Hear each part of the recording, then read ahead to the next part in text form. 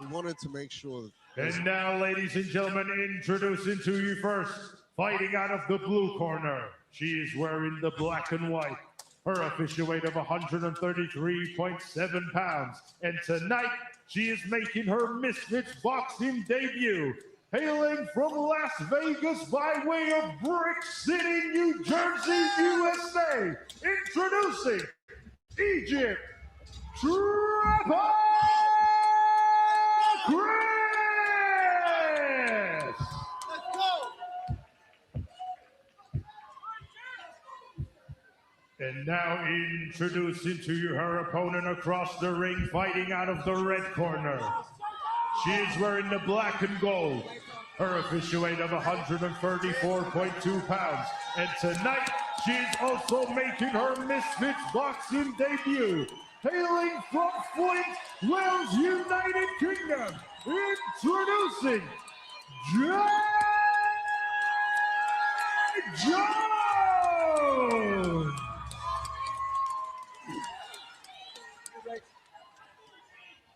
Listen, girls, you've had your instructions in change rooms. Keep your heads up, keep your shots above the waist, and don't hold. You understand? And obey my instructions at all times. Shake hands. Back to your corners, wait for the bell. So how will the conversion from Taekwondo to the sweet science go for Jade Jones? And can she handle the determination and aggression of Egypt Chris?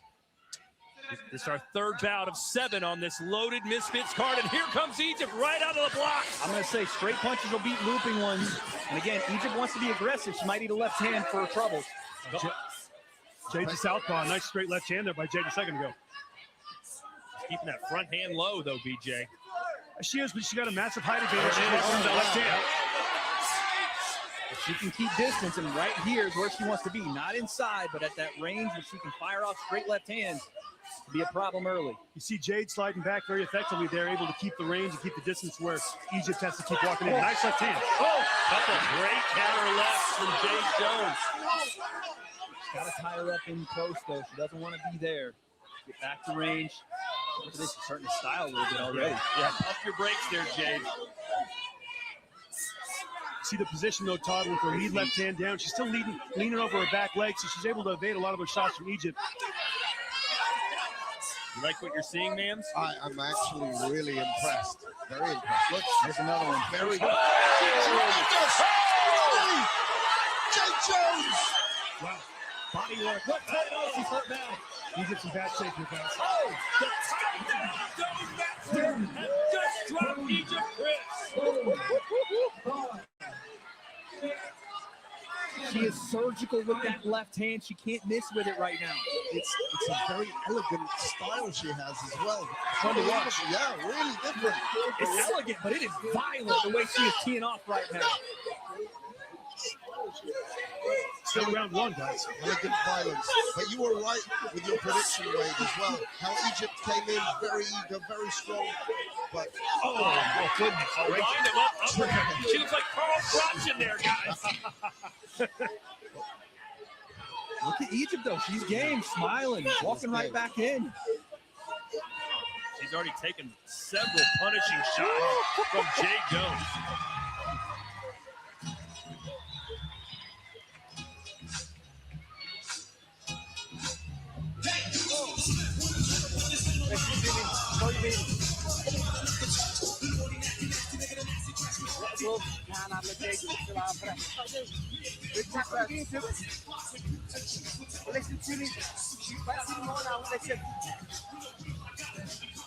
Feel that power again. So don't get giddy and tend to be too close to it. Everything hits from here. Fine.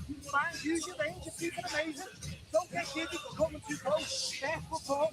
There's your range. Fine. On the engine, you'll knock it out. Okay? And you see how she sets up this beautiful left hand right to the forehead there. She didn't have to take that step back, but that's the knockdown that was caused earlier in the round. But just continually lined her up with left hands the entire round, Todd. Range, distance, and good footwork. And we're watching the hands upstairs, but it's really created with her feet. Like we talked about earlier, she understands distance from her Taekwondo days. She understands how to get away from an attack and then plant a foot and throw.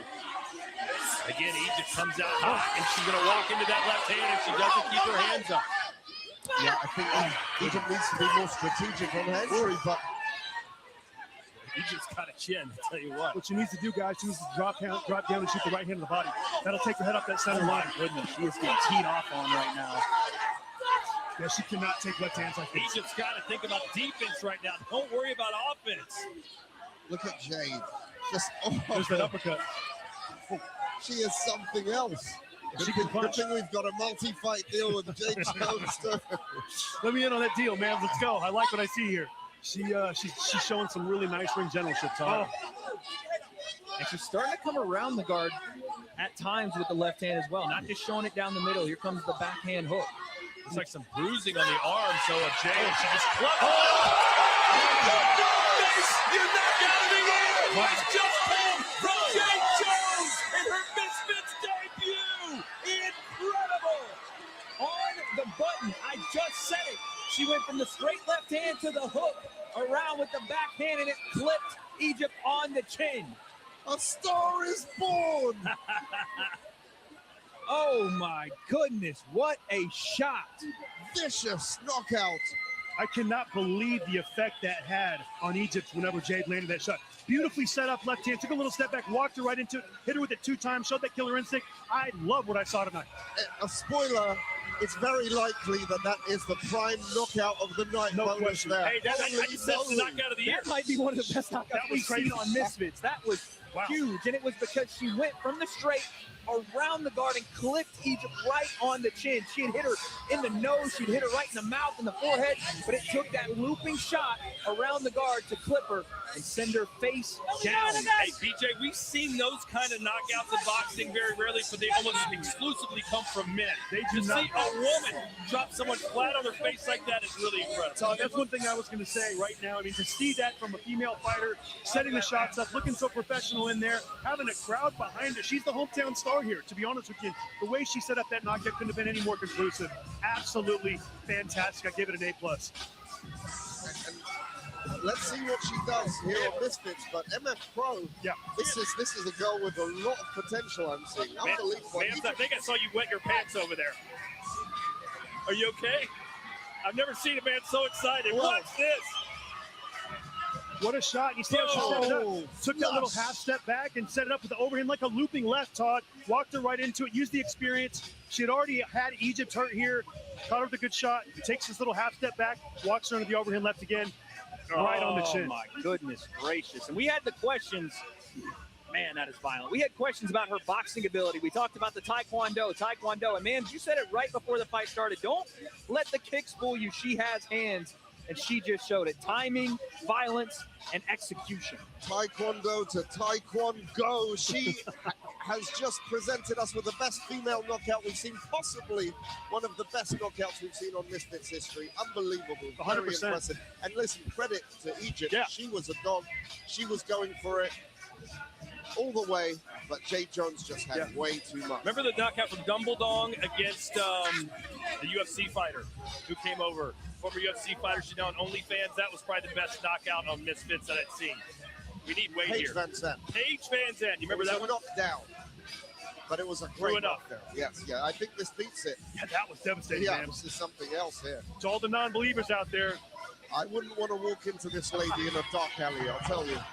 7 great fights. Tune in Saturday, March 28th to find out as we go into the ring and Haas. Ladies and gentlemen, the official time, 59 seconds of round number 2. Your winner by TKO, Jade Jones.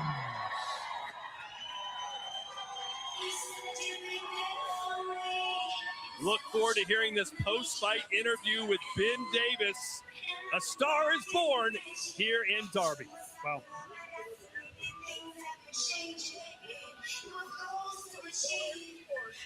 Go ahead, Ben. Ladies and gentlemen, I'm here with your winner, Jade Jones, the 2-time Olympic gold medalist. Taekwondo, no problem. Transitioning into boxing. Jade, how do you feel?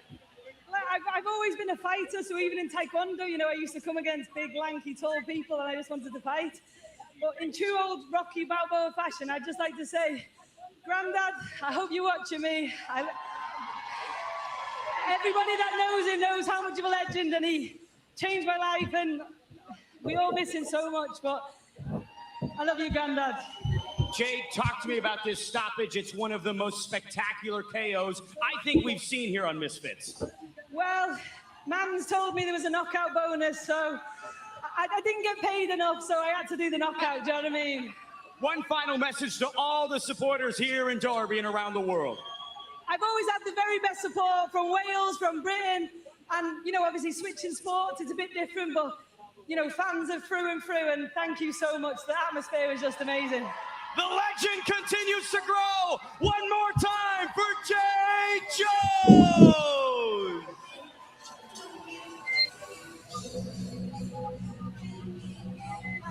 Well, ma'am, she wants that knockout bonus. I'm pretty sure you're going to give it to her. Well, I've never met a fighter who's been paid enough. So That was my takeaway from it. yeah, but the knockout, it looks secure. That bag is probably secure. Get ready Let's to see. write that check, It's man. still an early night though. I tell you what, if there's a knockout better than that tonight, I'll pay her knockout bonus. How about that? Hey Todd, I may hold you to that. PJ, can I borrow some money, by the way? I got you. All right. But what a debut. Wow. For Jay. Well, we heard Mams Taylor say it in commentary. The best knockout we've seen on Misfits history. It's been up there with some of the best I've ever seen, period. But you had the questions about Jay Jones before that fight. That right there silenced everything. They said it was a TKO. No offense to Egypt, but she wasn't moving on the ground. I don't know how much more of a knockout you can have. That is a straight-up knockout, and it's one of the most violent ones I've ever seen. She was so artistic in there. She was so elegant with her bladed stance, with her martial arts background, but at the same time, Allie, she was violent tonight.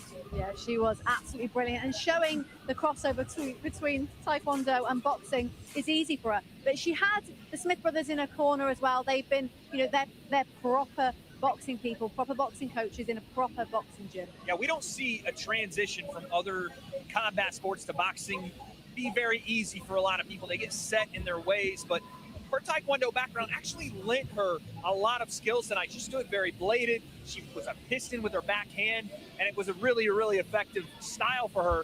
Now, we've seen what her level is. There's no more hiding it. I need to see what's next.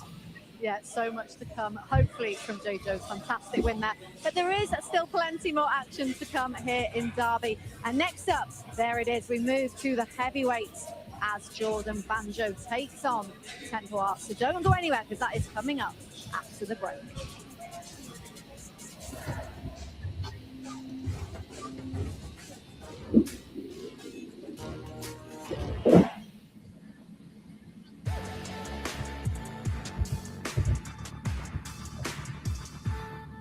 Hey, Devin, great to see you. First off, do we have enough Devin Haney paintings in the background? I'm seeing 3 just on camera here. Can I get one of those, maybe? Oh, wow. Is this the Miami? Is this the Miami spot? Are those all Devin Haney's? No, I'm in LA. I'm gonna see you one for your birthday. Okay, perfect, perfect. Send I'll frame it real nice, yeah. Well, look, Devin, first off, look, Rolly, I love all the talk of that, all great and all, whatever. I don't care about Rolly right now. I want to see Devin Haney and Ryan Garcia, one of the biggest fights in boxing. I think it's the biggest fight in American boxing, and I think it has everything, right? It has the bad blood, the storylines, unfinished business.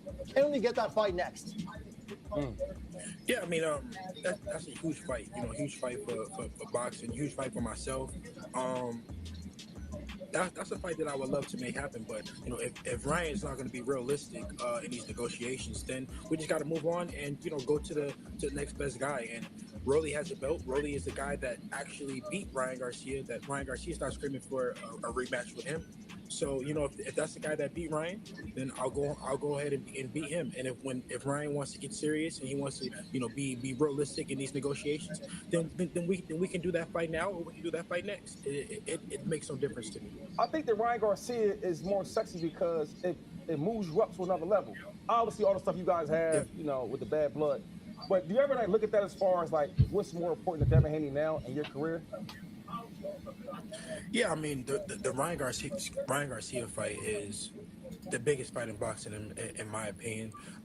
It does so much for me and my career and my resume. But like I said, he has to be realistic in these negotiations.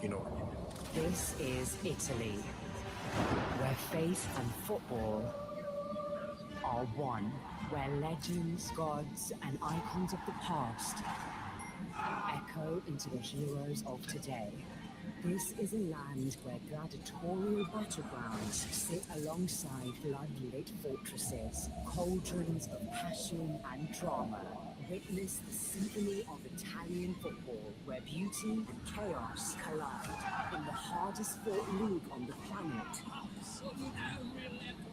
This is Serie A on DAZN, where the drama is unstoppable.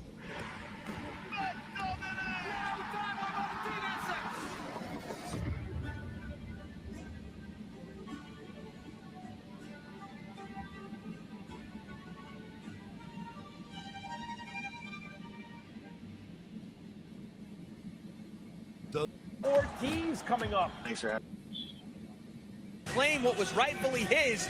He's got to get through Jordan Banjo first. Yeah, and they are both big hitters. We know the power that they've both got. There's a huge size difference. Jordan Banjo has got the size advantage. Do you think that's going to play a part in that? It definitely can. I mean, Jordan Banjo's 6'5", got a great reach, big guy, but here's the thing. Tempo Arts fought bigger dudes the entirety of the time he's been at Misfits. He's always been the shorter man, looks to come over the top with big, heavy hands. That's what separates him. He hits like a Mack truck. Yeah, he certainly does. Well, let's see how this one's going to go. I'll hand you over to Todd Taylor. And I'm really excited about this heavyweight showdown on the left. Jordan Banjo, 1-0 with one knockout, looked really good in his first fight in Misfits. Tempo Arts has always looked good. He's never been beaten. The former champ who retired to spend more time with his family is now back and vows to be champ again.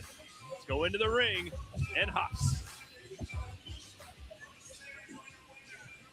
Ladies and gentlemen, now it's time for our next bout of the evening, scheduled for 3-minute rounds in the heavyweight division. And now please welcome to the ring, Tempo Arts.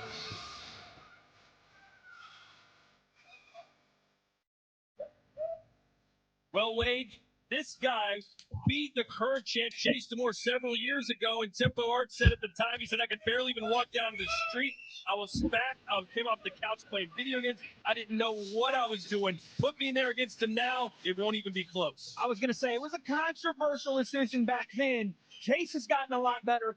We'll see how much better Tempo has gotten with the time off, but he was the heavyweight champ. Yeah, I remember that fight really well, Wade. I actually had Chase slightly winning the fight. It was a close fight. I believe it was a 4-round fight. But Tempo's 3 or 4 years older now. He's a massive puncher. He's got a thick opponent in front of him tonight at 6'5", Jordan Banjo. But I think he's been used to that his entire life, and I expect him to come out the ring early and show that power.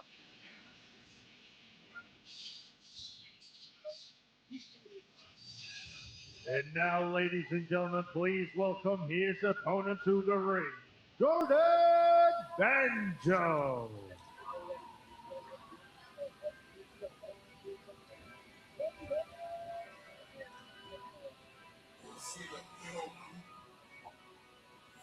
I don't say much, but I hear everything I said. We don't go over my head, so sessions the Well, best. BJ, Jordan Banjo won his debut against the man we just saw, Will Anderson, with a TKO in round 4. What did you like about that performance? Well, you know, one thing I saw out of Jordan, that he performed really well. He used his range, he used his distance. It was very sloppy in the first 2 rounds, Todd. It wasn't like he went in there and just dominated. It was a very competitive, close fight. And then he kind of emptied the gas tank of Will Anderson, and he got the job done in the 4th round. But we'll see what kind of improvements he's made from then till now, almost a year ago. So I'm looking forward to seeing him in round 1.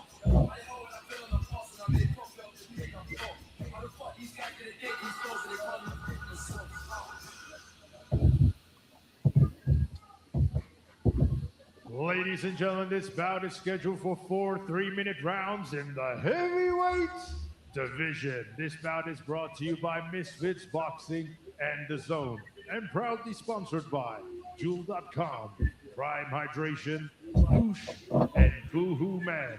This bout is sanctioned by the World Combat Sports Federation.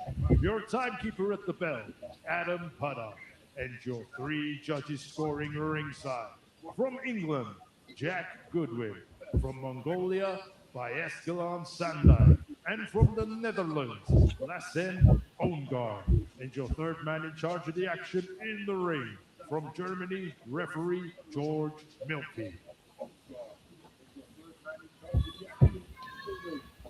And now, ladies and gentlemen, introducing to you first, fighting out of the blue corner. He's wearing the black and navy. His official weight of 267.6 pounds. He's currently undefeated with 4 wins, and 2 of those wins come in by way of knockout. Hailing from Kent, England's United Kingdom, introducing Temple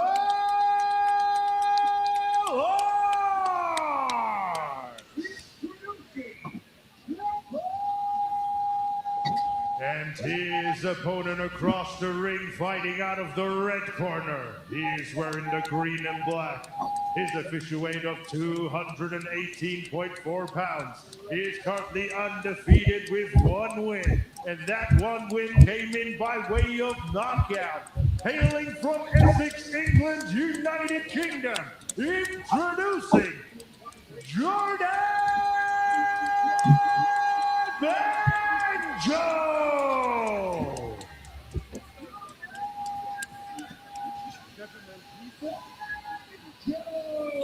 Gentlemen, full me mind commands, clean boxing, touch gloves, good luck.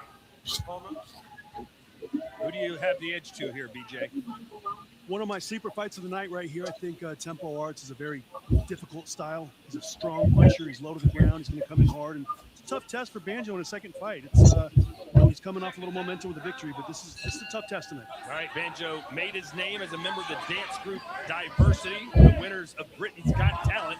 Let's see if he's dancing later tonight, celebrating a win over Tempo Arts. See if he can punch down on Tempo the same way Will Anderson punched down on Jake Warnish. There's that right hook from Tempo already. Man, Banjo landed a good right too, but Tempo Arts ate it and spit it back out. They made him trim his beard, it looked like, BJ, too. Nice and walked.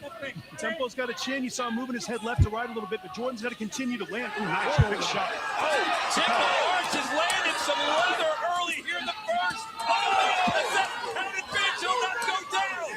It's the kind of exchanges Jordan Banjo does not want to be involved in round 1. This is a Tempo Arts, very determined, had a few years off, and he's ready to make a statement tonight.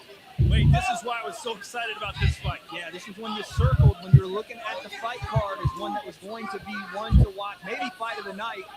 I just wonder with Tempo, how long can you do that for? It's been 2 years off. You better get him out of here early if you're swinging that heavy. Good body shot. I think he's going to be okay. Jordan Banjo's the one you got to worry here, Wade. He can't be in that corner. I'm with you, BJ.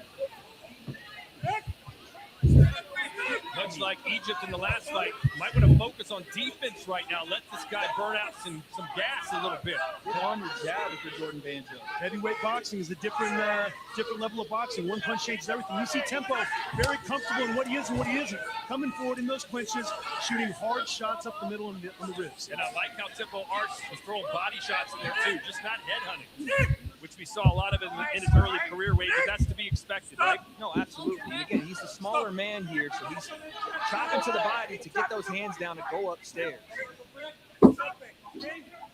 Both guys trying to assert themselves and gain control in the clinches, and that's normal in heavyweight boxing. Both guys want to gain control. Tempo's got to keep moving his head. Jordan's got to keep range and get out of this first round. Don't get caught with any more big shots. Yeah, Jordan's letting him walk right in to that front door, and Tempo will stay here all day. This is where he wants to be. Jordan's got to use that jab, keep that space, and chop the right hand down. BJ, do guys with a little blubber around their waist like Tempo Arts handle body shots better than those ripped six-pack abs like Wade Plim? 100%. Guys, Tempo Arts got a big advantage in the body shots here. Plus, it's tougher to get to. Nice jab down, right hand up by Tempo. He's really bullying him in there. This is exactly what Tempo wants to do. He wants to keep this tempo for the entirety of the fight. Right now, Jordan has gone away from the jab, and he's letting Tempo walk right into range. Came out, it started nice, and it all looked good, but once he got hit, Tempo wants these exchanges. Yeah, you don't want this if you're Jordan Banjo. Lower man wins in these close exchanges. Another shot behind the head.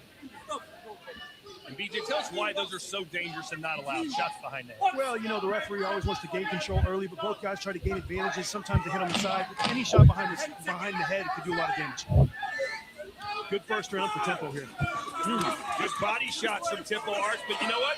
Banjo's landed some power punches too. What a first round between these two heavyweights.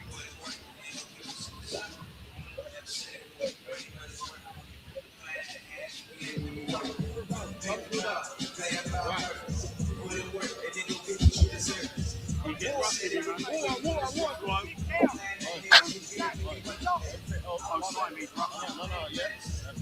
You know what he's doing now? You know what he's going to do? You know what he's going to do now? He's jabbing like you're jabbing. When you're moving, he's hard. When you step to move, when you stand still, that's when he's tapping. Do not swing your shots. Shorter, shorter shots. Do not swing your shots. Because you're going to get open to the And let's look at some of the work in the last round. You see Tempo Arts come with a nice uppercut, something he hasn't added into his repertoire until tonight. He's always come with loopy punches, but that right uppercut was effective. Jordan Banjo taking a lot of shots in there, and that is not where he wants to be, Wade, in round one. Not at all. Right now, Tempo is running him over like an 18-wheeler coming down the tracks. And I look in the corner of Jordan Banjo after one round, and the gas tank is already starting to feel it. You don't even have to get hit with all these big-time punches, but being pushed around the ring, it's going to zap his gas tank. Oh, that was a little... Wow, right on the button from Jordan, he's the aggressor now. He came out and tried to touch gloves, which was a mistake. Yeah. He knocked his glove down, jabbed into him with a hard right hand. Banjo's got power. He's just got to be at range. Yeah, a little friendly fire, so to speak, there. Tempo was hurt. He still might be hurt here. Ooh, good overhand right. And never let your guard down. Jordan Banjo looking to take advantage early. But this is what I was talking about. Look at Tempo just kind of bullying, push him around the ring, and oddly enough, make Banjo hold his weight for the taller man in there. I'd advise Banjo to go with some overhooks and not just hold Tempo up. And blood coming out of the nose of Tempo Arts, who's being tested, quite frankly, like we rarely see him. Good action here in the middle of the ring, Todd. And I think Tempo is still a little hurt from that right hand in the beginning of the round. Yeah, he got clipped. He got hit hard. Jordan came right over the top of that jab and tried to touch gloves. Hit him with a hard looping right hand behind the ear. And Jordan Banjo's got power, guys. Yeah, you could see Tempo Arts just trying to bully his weight and buy time. Yeah, he's still trying to get his head together. I believe he's still a little shook. How is Jordan? Nice thing right there on the jab. Don't fall in. Like, what is? I don't know why he's on it trying to initiate. How draining is it for a bigger guy to hold you down like that? Well, if you're the taller guy, you want to make sure you're pushing on the smaller guy's head. You're pushing him down. You never want to be the guy bending over in there. And then you want to make sure your head's off that center line and you're able to, slip and use defense effectively. That's what Jordan wants to be. That was a nice right hand. Barely missed. He clipped Tempo on the chin there, but needs to be there with his good hand, keeping that distance. And that's a good tactic by Tempo there. You see him pushing Banjo down. Takes a lot of energy out of the bigger guy. Vladimir Klitschko used to be excellent at that. Another shot behind the head. Another shot behind the head. Jordan Banjo is, again, if the referee's not going to say anything and stop that action, he's going to continue fighting. Tempo has to realize that unless the referee stops you and gets the food, you cannot stop fighting, turn your back, and complain. You're going to get hurt. That was behind the head. It's crazy. Tempo still hurt. That was a tough shot. You never turn your back on your opponent under any circumstances. I don't care what the fight sport is. Tired here looking Look at this though. Tempo making Jordan Banjo hold him as the smaller guy, or the shorter guy, I should say. Yeah, support that weight. Oh, it's not where Jordan wants to be. Oh, man, right on the ear. Both guys had to come up the middle here, Todd, instead of swinging wide. Set your ground. I know it's very difficult to explain this, but the amount of exhaustion and fatigue they're feeling right now is incredible. Sit down, stay relaxed, come up the middle, use a little defense, and then follow your opponent back when he's done. That's the shot for Jordan. Yeah, right at range. You're right, Wade. That's right where he wants to be. He'll be able to get back on his jab, DJ, throw that 1-2-1, keep himself with some space. He line up a lot more combinations, but maybe it's just both guys are tired and he's falling in because of that. Incredible chin by Tempo. He's taking some big shots, and he looks like he's fatiguing a little bit, but both guys having a difficult time finding their range here in round two. Yeah. Tempo Arts is really going to struggle to go another 2 rounds with this guy. It'll be interesting, Todd. I think he got a little hurt in the beginning of that second round, and that affected him and made him more exhausted than he normally would have been. So it'll be curious after the 1 minute break he has over here, he's able to recover, and how he comes out in round number 3. What I said in the middle of round 1, Tempo is running guys over. In the first round, he did just that. The start of that second round changed everything for Jordan Banjo and for Tempo Arts. And like I said, I wonder if Tempo can keep that same pace, especially if Jordan starts firing back. The third round's going to tell us a lot. You've got to take it to him this round. And let's look at the replay. You see that right hand in the beginning of the round 2. Caught him right behind the ear, shook him there. You see him wobbled a little bit. And Tempo did a good job of recovering, tying up Jordan Banjo and making the taller guy bend down and pull himself back up. But a good jab. And then you see Jordan Banjo having fun in there. But I think it's poker face because he's pretty exhausted. Licked him on the shoulder there. Wow. Little shoulder lick. This is a very, very big round for both fighters, guys. Yeah, 100%. And you would think Tempo Arts would be more dangerous at the beginning of the round. He's got the freshness off coming off the stool, but he's going to right on the temple. You got to be careful if you're Banjo. He's swinging with the stronger fighter. I just don't think that's where he wants to be at all. Tempo is going to get to the shot way quicker inside. Right here is where Jordan wants to let his hands go. And he can hit Tempo, but Tempo can't hit back. That's the ticket right there. And the key for Tempo is whenever Jordan shoots that hook right hand is not trying to pull straight back from Tempo. When Jordan shoots that hook right hand, he's got to drop left or right, get off that center line, don't pull back. He's going to get hit with it every time he pulls back. Drop the right hand on the body. There you go. Nice shots there from Tempo. I like that decision. Get it a little creative with the hook right hand. Yeah. Fall in behind it. Keep yourself safe. Banjo's got to keep turning him. Jab. Don't fall in like that. Stay long. Turn the bigger man and make him open up and try to find you. Another shot behind your head. Jordan said it wasn't. He yelled at BJ. No, he's wrong. So it was. But yeah, got to keep him up the middle. I don't care what he says. Jordan's got to focus on the fight here. Well, you can hear us talking. I know. I don't like the decision here from Jordan Banjo to continue to engage in this clinch. He's getting the worst end of it. What's Tempo Arts plus north of 250 pounds? 267. Yeah. I mean, wait, you have some experience with this. You've dated many larger men. Okay, buddy. What are we talking about? How training is insane. To support that kind of weight. Oh, my goodness. I got to see Jordan here get back on his jab. He's at the start of the rounds, he's been so effective with it. And it's like he forgets he's got a lead hand. Good left uppercut. Nice shot. You see both guys working to come up the middle, and that's the positioning here. If you're the smaller guy, get your head underneath the chin of the taller guy and look to set those uppercuts up with leverage. Jordan showing us he's still got some stamina as he bounces on his toes. I don't think Tempo Arts is capable of doing that right now. Oh, boy. Good shot. And Tempo. Jordan got caught dropping his head down. Because he keeps inviting these clinches. He keeps thinking it's safe to go in there with his hands down and clinch. Big right hand from Tempo again. And Jordan's still gaming there, guys. He's still looking to work. What he's got to do is keep the space. Use that left forearm. Get that space. Back out. Fire the right uppercut and get out. He can't wrestle with a stronger Tempo inside like this. And BJ, even though Tempo Arts has obviously lost some of his power as the rounds have progressed, if you hit a guy perfectly on the temple, you don't have to hit him with a huge power shot on his hands. Yeah. This third round has been very close, but Tempo's landed the harder shots. Jordan's done surprisingly the better work on the inside. Tempo gas tank starting to die down a little bit. Ooh, another big shot from And that's all he needs to do right now. Yeah. Jordan is not keeping that space. So Tempo can throw that big shot and then fall in behind it. We have a clinch off for 10 seconds. And hey, we got to, or me specifically, I kind of wrote Tempo Arts off thinking he was done as far as fatigue, but he's had a pretty successful round 3 here. Yeah, I gave him round 3.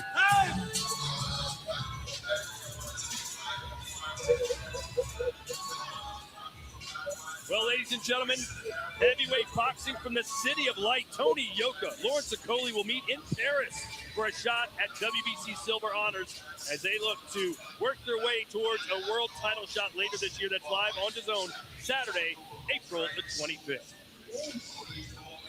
It's circus acting. You ain't dancing now, you're fighting. Crucial fourth round here for Jordan Banjo. I have him down 2-1. Me too. And I just think you have to go out and not just win this round, you have to win it decisively.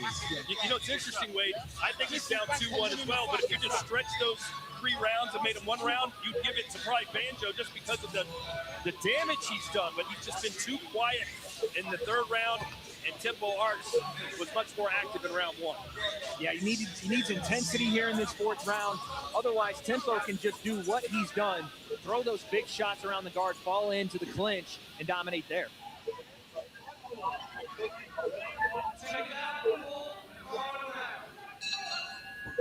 All right. Is there a KO in the cards? Both of these men will be looking for it. Look who shows urgency as soon as the round starts. Tempo Arts comes out firing. Jordan has to understand he needs that same level of urgency here. Ooh, big shot. Tempo's been on the wrong side of a couple of these close 4-round decisions, and he's showing that experience and that urgency with. Trying to fight his way out of the clinch is Jordan Banjo. The key, though, for him is not to get in the clinch in the first place. Stay outside, pepper with jabs just like that, and then step out like this. See both guys kind of shooting right when they come in instead of coming forward, taking a little half step back, letting one guy shoot, and then making an adjustment. Nice sumo move there by Banjo to let the big man tumble to the canvas. In basketball, we call that pulling the chair. Pulled the chair on him, let Tempo fall under his own weight. But Tire again, him out. Tire him out. And Good shot. Tired him out. Banjo, pitch perfect. We were just talking about Tempo leading, kind of falling into range. This time, again, Jordan pulled the chair on and stuck a right hand for good measure. Big right hand from Banjo, and he's got power. Let's see if we can raise, set him up here. This is huge. This is huge in this fourth round because now you have a knockdown. Oh, yeah. And this changes everything. It's a 10-8 round, so even if it's 2-2 as far as rounds one, it'll go to Banjo, and there's Tempo Arts turning his back. And this time, Jordan's not letting him off the hook. Banjo goes to the kill. He's tired and he's hurt, BJ. Oh, yeah. Good work from Banjo on the inside. Tempo's almost done here, guys. He's got to take a step back and gather himself and be defensive for a second and get his legs back. That's another assist. Tempo Arts is down for a second time. The short right hands as Tempo just walks into space. Finally, Jordan Banjo found a home with that right hand. Referee's got to take a good look at Tempo here. He's in bad shape. Yeah, that's not going to be a knockdown, but you're seeing the desperation right now. He's in a lot of trouble here. From Tempo Arts, he can barely keep his feet. Swinging wild, coming into range. Last minute. Put your hands up. Oh, Jordan's got to pick his shots here. I mean, Tempo Arts just has no power behind these punches. It's survival mode now for Tempo Arts. And what a good round for Jordan Banjo here in round 4 here. He was down on the cards, 2-1 on our cards. He scored 2 knockdowns, Todd. Now he's clearly up and looking to score the knockout in a very impressive performance. He needed a big round. He did. He finally found the shot. He finally gave himself some space to operate, and he landed some big right hands. Oh, that uppercut almost on point. Banjo throwing everything he's got with 20 seconds to go. This is the urgency we talked about. He's already up in this round. That's a crazy shot. Entertaining fight, guys. This was more than I thought was going to happen tonight. Banjo showed a lot of courage. Ooh, big uppercut. And then we'll stop it right there. They will pull him off as Jordan Banjo gets his first win in Misfits and beats the former heavyweight champion. And that was impressive. Tempo Arts 4-0 comes in. Jordan Banjo shows a lot of power, shows a lot of intangibles, and I think that was the right call. I think Tempo was in bad shape there, and the referee made a good call. Huge win for Jordan Banjo. He had 1 win on Misfits, and it was his debut against Will Anderson. He didn't even know if he belonged in the ring with Tempo Arts coming into this, but he showed not only did he belong, but he had the clutch gene, he had the violence, and he had the urgency in round 4 to get it done. He made a lot of adjustments, Wade, and tonight he really set himself up for a good fight with maybe current champion Chase Demore. He's got the size, he's got the power. You like to see a heavyweight in that 6'5", 6'6" range. Let's take a peek at the replays here. How Jordan Banjo set up that knockout shot. Beautiful right hand, kind of on the side of the head to the back of the head. Not really to the back, to the side of the head. Caught Tempo leaning forward. Nice shot. And then in the end of the round, boom. There's that shot again. Caught him, knocked off his equilibrium. Had him in bad shape there. And Tempo leading with his head. And then let's look at the second knockdown here. Whenever Tempo coming in, got caught with another shot. I think he gets hit with a couple uppercuts, and the referee made the correct call. Loading up and showing that shot, and Banjo beat him with the punch, guys. Hard work in that 4th round for Tempo to keep getting up, but good letting his hands go by Jordan Banjo. Beautiful right uppercut on the inside, setting up the shot, and George Milky making the right call. Well, before we hear the announcement for the winner, a British classic is in the making as Fabio Wardley makes his first defense of his WBO heavyweight world title against the former IBF.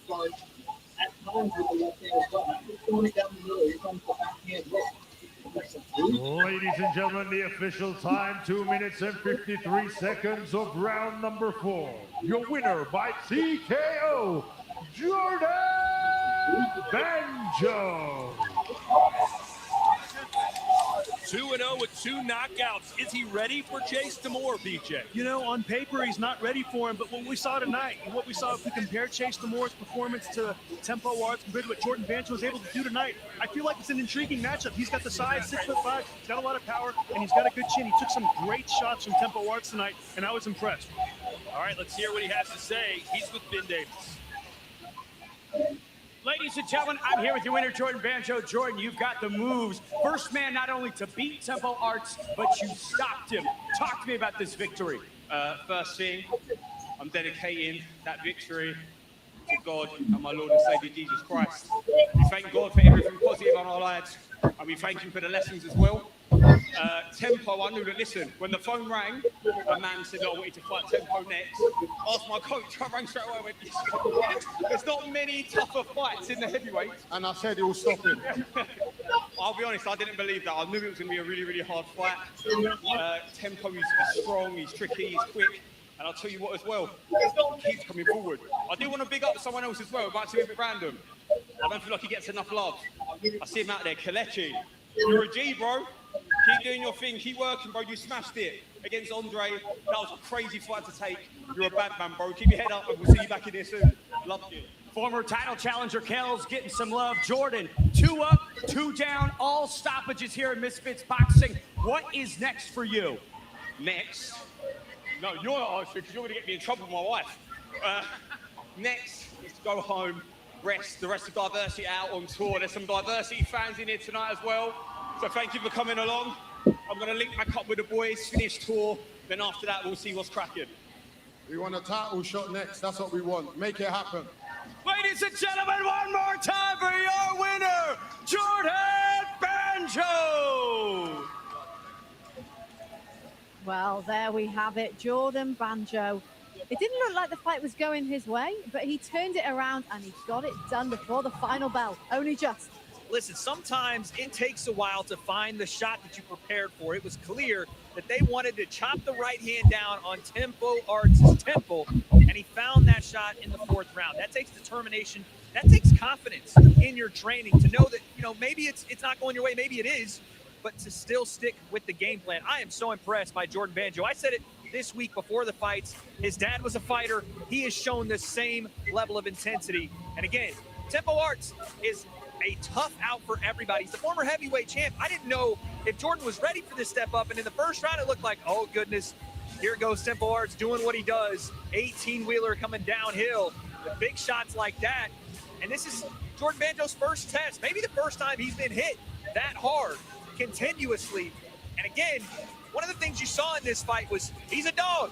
He maybe found it out for the first time here, maybe he found it out in the gym, but he found that right hand twice in the 4th round. I'll tell you this, Ali, I did not expect what I just saw, which was a knockout of Tempo Arts, but I'm telling you, what I want to see next is Jordan Banjo and Chase Demore. I have to see it. Is that the opponent you're wanting? I think we need to. Chase Demore has held that belt loud and proud. He's taken on all challengers. I think one just stepped up in front of his eyes. And I think now he's just put on a performance like that. Jordan believes it himself. Because maybe he didn't going into that. Yeah, you just never know. You never know what you are capable of until you have to pull it out of yourself, right? There's times where you may question. Even he said, my coach said I was going to knock him out. I didn't think I was going to. And then he goes out and does it. So he's built himself a whole new level of confidence. And again, they said they want the strap. Yeah, we'll see what comes next. But next up, there is still plenty of action here in Derby. And it is this fight. This has been building since December, this rivalry. It is Carla Jade facing Pearl Gonzalez. And that is coming up in just a few minutes. So don't go anywhere.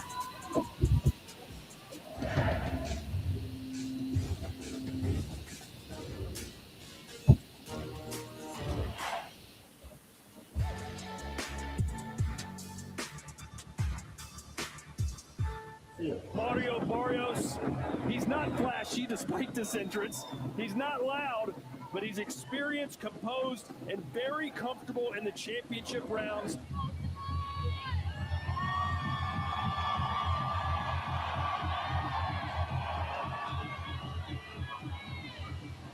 Oh, nice right from Ryan to start things off. And that's what Ryan Garcia's going to need, that right hand. And down it goes, just like that. What a shot. That's hands of Garcia, because if he continues letting Garcia punch with that speed, he's going to be outnumbered. Caught him again, Sergio.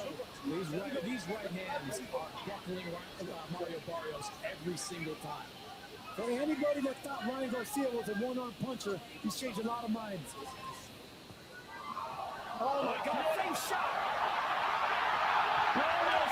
over the place. Barrios is a sucker for that right hook. Ryan Garcia beating him up with one hand, and that's a right hook. Close your eyes and hit him, Ryan.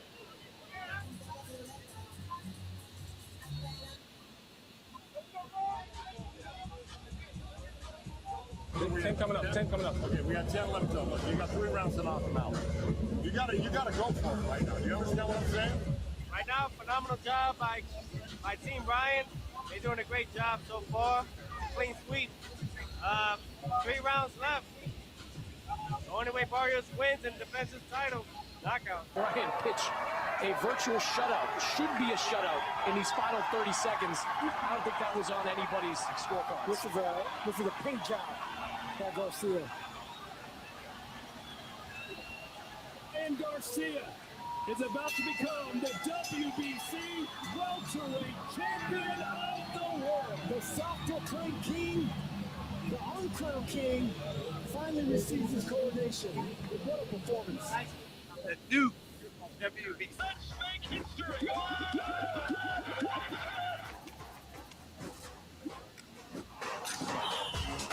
Congratulations to Rosado for reaching 3 million followers. Floyd Baker.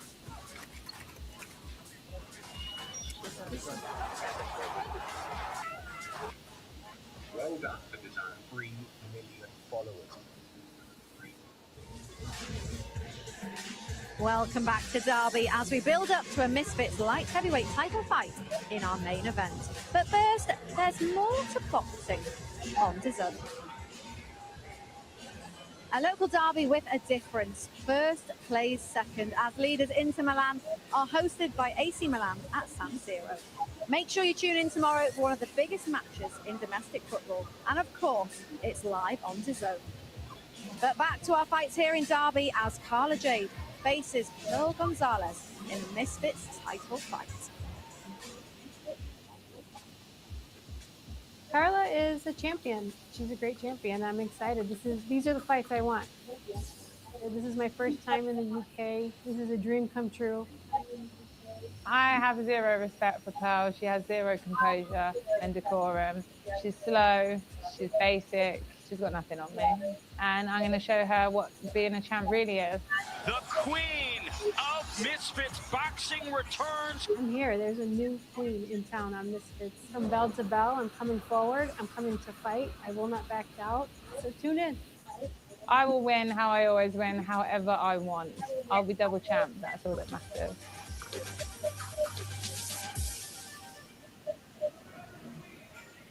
Well, a rivalry that has been building since back in December. Both champions in their own right, but this one is for the middleweight title. So Pearl's going in as champion. It's been spicy all week, hasn't it?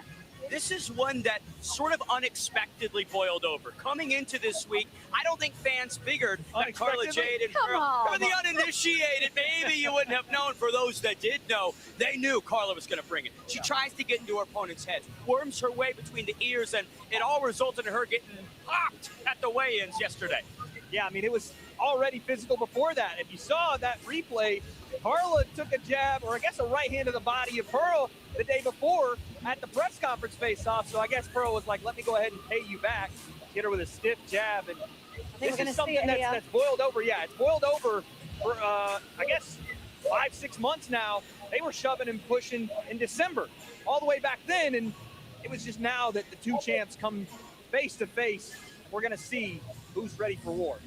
Do you think they're going to take the spikes into the ring from the opening bell? I don't think Carla will. Carla always finds a way to hit the reset button, fight smart, fight composed, and there is a lot of length she uses to get these wins. Sometimes it's close, sometimes it's controversial, but what you cannot deny is that she is and still the lightweight champion. She's a girl who's found ways to get it done, and that ultimately is what's most important in between those ropes.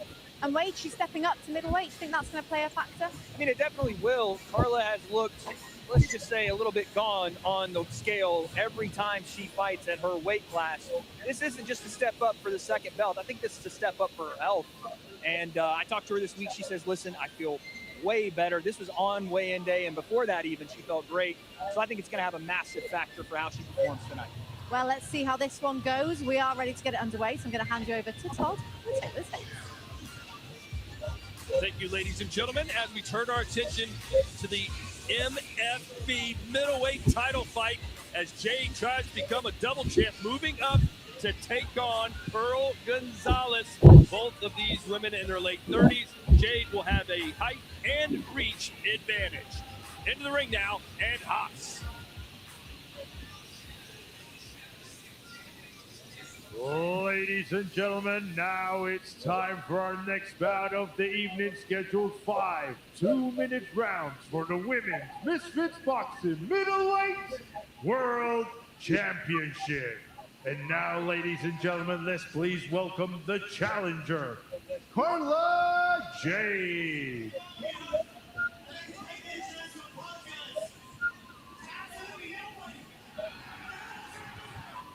Well, BJ, I believe Carla Jade may be the most confident, cocky fighter in the entire Misfits organization. Tell me why I might be wrong. No, I don't know if you're wrong or not, Todd. I think it's a good point. She's been one thing that I really like about Carla. She's very active. She's busy. She's always fighting. She's not holding out, waiting for the next biggest or waiting for the biggest challenge, but she stays busy. And her activity is the key to her success so far this year. I think she's had 6 fights. We've seen improvement in each fight, and she's moving up in weight class for this one tonight, so she might be a little better at the heavier weight.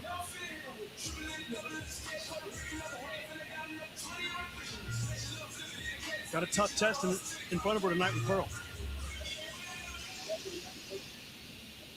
And now, ladies and gentlemen, let's please welcome the champion, Pearl Gonzalez.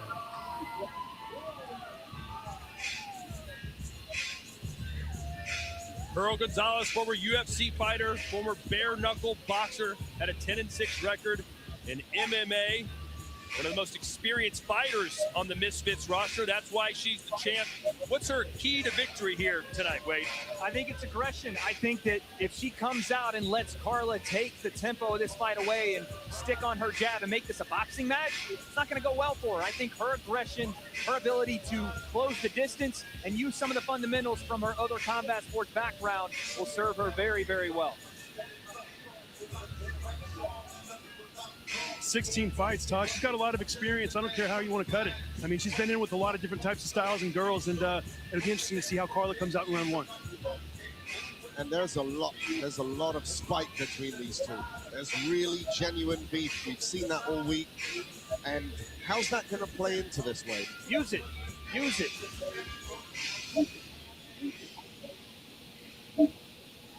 Ladies and gentlemen, this bout is scheduled for 5 2-minute rounds for the Women's Misfits Boxing Middleweight World Championship. This bout is brought to you by Misfits Boxing and The Zone, and proudly sponsored by Jewel.com, Prime Hydration, Oosh, and Boohoo Man. This bout is sanctioned by the World Combat Sports Federation. Your timekeeper at the bell, Adam Putter, and your 3 judges scoring ringside. From Wales, Mike Hale. From Germany, George Milky. And from Mongolia, Bayeskalan Sanda. And your 3rd person in charge of the action in the ring. From the Netherlands, referee Lassen Omgar. And now, ladies and gentlemen, introducing to you first the challenger. Fighting out of the red corner, she is wearing the pink. Her official weight of 124.4 pounds. She is currently undefeated with 5 fights, 1 draw, and 4 wins. Hailing from London, England's United Kingdom, the Queen of Misfits, the current Misfits Boxing Lightweight Champion of the World, Killer Carla Jade! And now introducing to you the champion fighting out of the blue corner. She is wearing the white and gold. Her official weight of 123.9 pounds. She is currently undefeated with 1 win. Hailing from California by way of Chicago, USA, the defending Misfits Boxing Middleweight Champion of the World, introducing Pearl Gonzalez!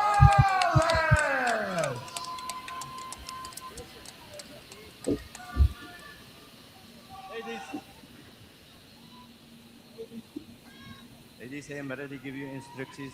Listen to my commands all the time. Protect yourself all the time. Touch the gloves and good luck. Champ versus champ, Mams. What are your thoughts on this one?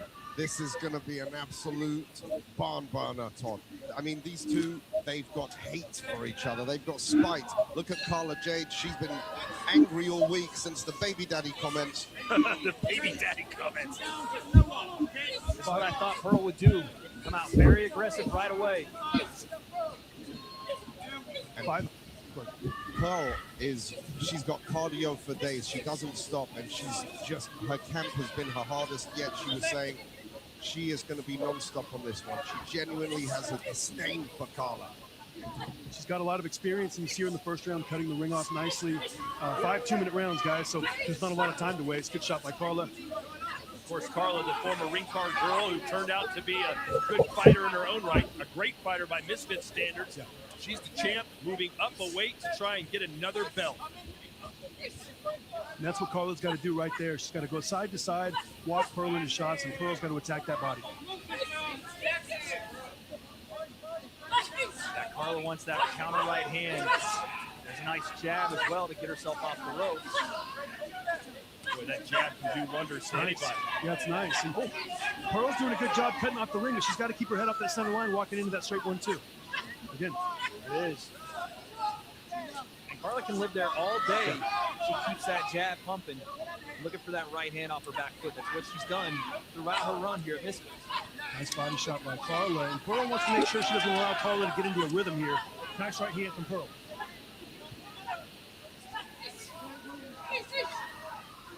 Still early in round 1 here. Neither female's punches are doing too much damage to one another so far. Good right hand. Pearl Gonzalez's biggest win in UFC. Never come back to 2018, or MMA rather. Win over Courtney King. And she lost the UFC to Cynthia Calvillo. So she's faced some big name opponents in MMA, but here she is in boxing, doing pretty well. And those body shots seem to affect Carla a little bit. Oh, yeah.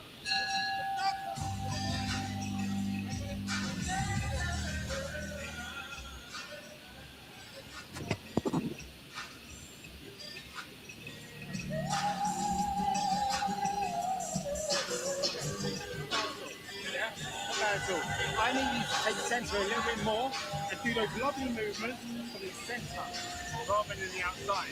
That's where you'll regain control.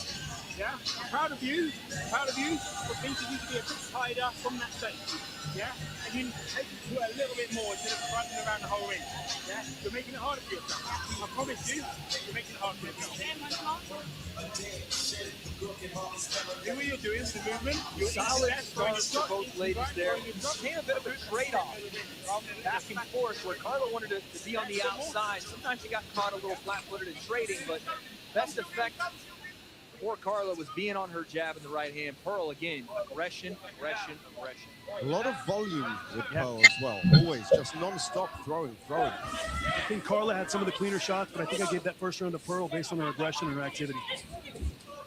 Just pushing the champ backward. Now, again, Carla fights off her back foot a lot, but then late in the fight, she'll turn it around, and she's having success here.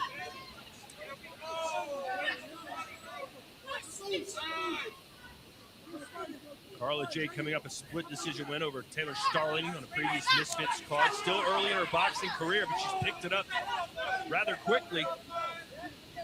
Listen, Carla doesn't always win spectacularly, but she finds ways to win. That's the mantra of a winner, is just finding a way. When you maybe aren't having your best night or things aren't always going your way, Carla finds it. She gets it out of the fire. She's finding it here in the second round. Good body shot. She knows how to keep the fight close and competitive. Nice right hand from Carla. Yeah, counter right, a beauty BJ.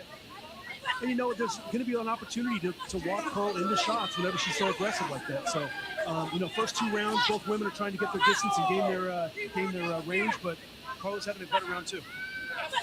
Off the jab. She keeps pumping it.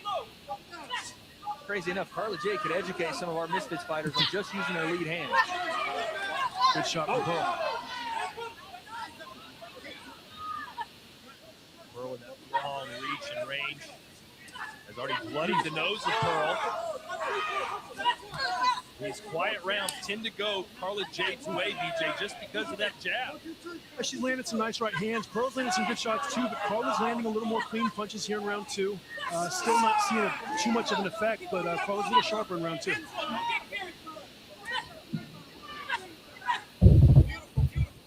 Right hand just missed.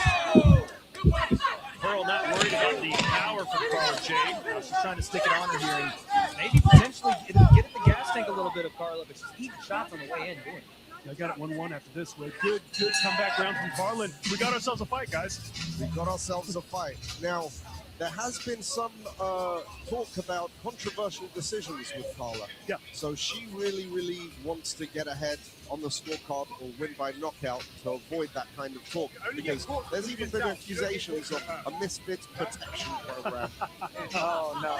Well, you guys know how ridiculous it is because there's a separate commission, obviously. But I do hope it's not a controversial decision for anyone tonight. Man, I hate to burst your bubble, but I got it 1-1 so far. So, I mean, it's a close fight. It is, yeah.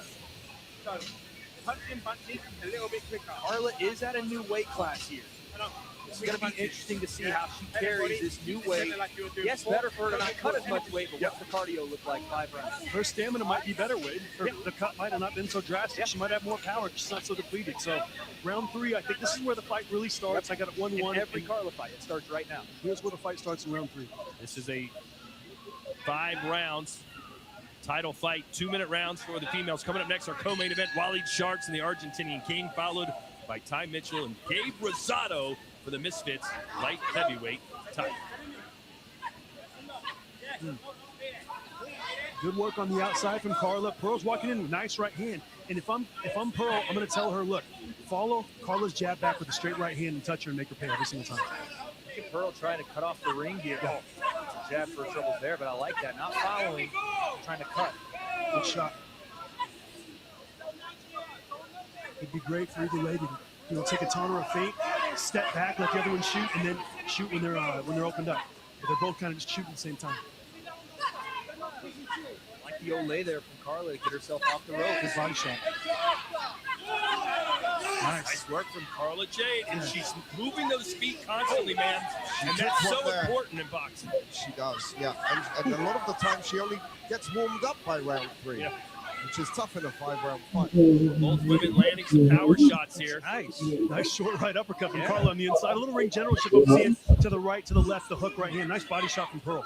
See, this is the difference, though. Pearl is doing all that work to land one big shot. Whereas in between, look, good shot right there. But look at the in-between where Carla works off the jab, the right hand, just touching her with punches and scoring. Pearl's punches have a little more venom on them, but she's not landing as many. So it's tough to be a judge. But Pearl's making her work. She is. Carla's having to get on her bike and stay on it this entire round, and Pearl's just walking straight to her. And if I'm the corner of Carla right now, I'm going to tell her to shoot the right hand leads. Pearl's getting used to the jab first. Nice body shot. Come with the right hand lead right down the middle and step to the right side and let make Pearl open up and try to find her again. Good shot by Pearl. Pearl's having a great round here. Breaking her down a little bit in round 3. Good stuff from Carla Jade as she gets the motor humming here in round 3. Close round. Later this month on the Zone, George Ladard makes his toughest test, or faces his toughest test as he faces Tyler Denny with British and Commonwealth middleweight honors on the line. Make sure you tune in Saturday, March the 21st. And if you're just joining us earlier tonight, a knockout of the year contender. And, man, you're going to have to open the piggy bank to pay this one out. What a debut from Jade Jones. Unbelievable. Look at that. Like, a couple of short hooks. She measures the third one, just moves back and swings for the fences and catches it, breaks it. And honestly, one of the best knockouts we've seen on Misfits. You're going to have to take her to Cardiff and put a show on for her. Are you not, in Wales? Oh, yeah, for sure. That's coming. That's a sellout. That is this a girl's sellout. a star. She's an absolute star.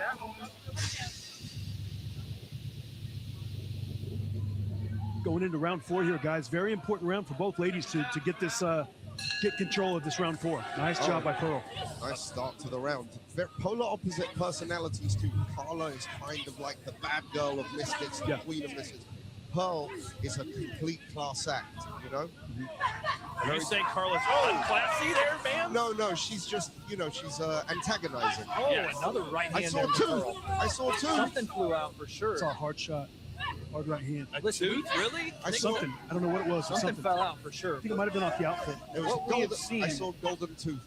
What we've seen out of Carla Jade fights is her win very close fights. We talked about how Carla will have that in her mind, but Pearl also will, which is why she's coming out so aggressive round after round, looking to take these little moments from Carla, starting the round aggressive, hitting her with big shots like that, and controlling the ring.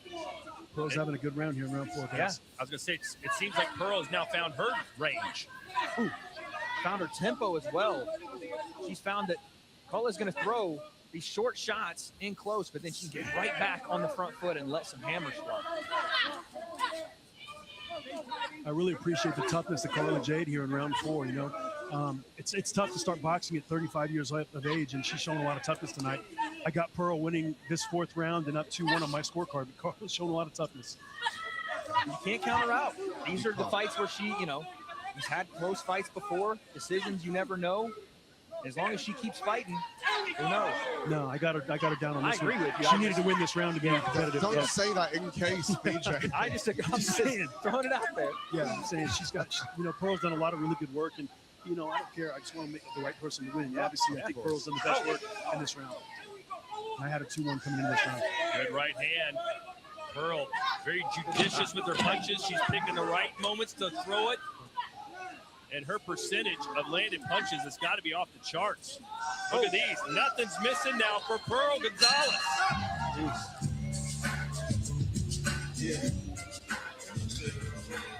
Carla Jade is going to have to find something we've never seen from her here in round 5. 5th round knockout. We're going to have it. I don't see any other way she wins this fight. No jinx, obviously, but for Pearl, she has just taken this fight over in the last 2 rounds. Whatever has been said in the corner, she's come out like a 4-wheel drive truck, running Carla Jade over. Well, the one thing she's been consistent throughout the rounds, Wade, she might have lost the first and the second round. Rounds 3 and 4, she showed a lot of consistency, and that's when the fight was really started. I think no matter what, even though we think that Pearl might be ahead, Pearl has to put a stamp on it in this 5th round. This 5th round is vital. It's very important. And the recency bias and everything else, I don't know. Let's hope the best. Very experienced fighter. I like her in Misfits. She's shown a lot of toughness. Yes, absolutely. Very consistent. Didn't come out one and 2 rounds. Fight well. In the 4th round, she was very sharp and very polished. High ring IQ. This is the final round. 2 minutes to go. Carla Jade needs to dig deep here. This is a round she absolutely must win. I liked when the start of this round, Carla started circling to her right, but now she's going back to the left. So I'd like to see her go to her right side and set up that right hand. She's trying, giving it a go here. For it, yeah. Trying to find that counter right hand. Pearl's just hip to it right now.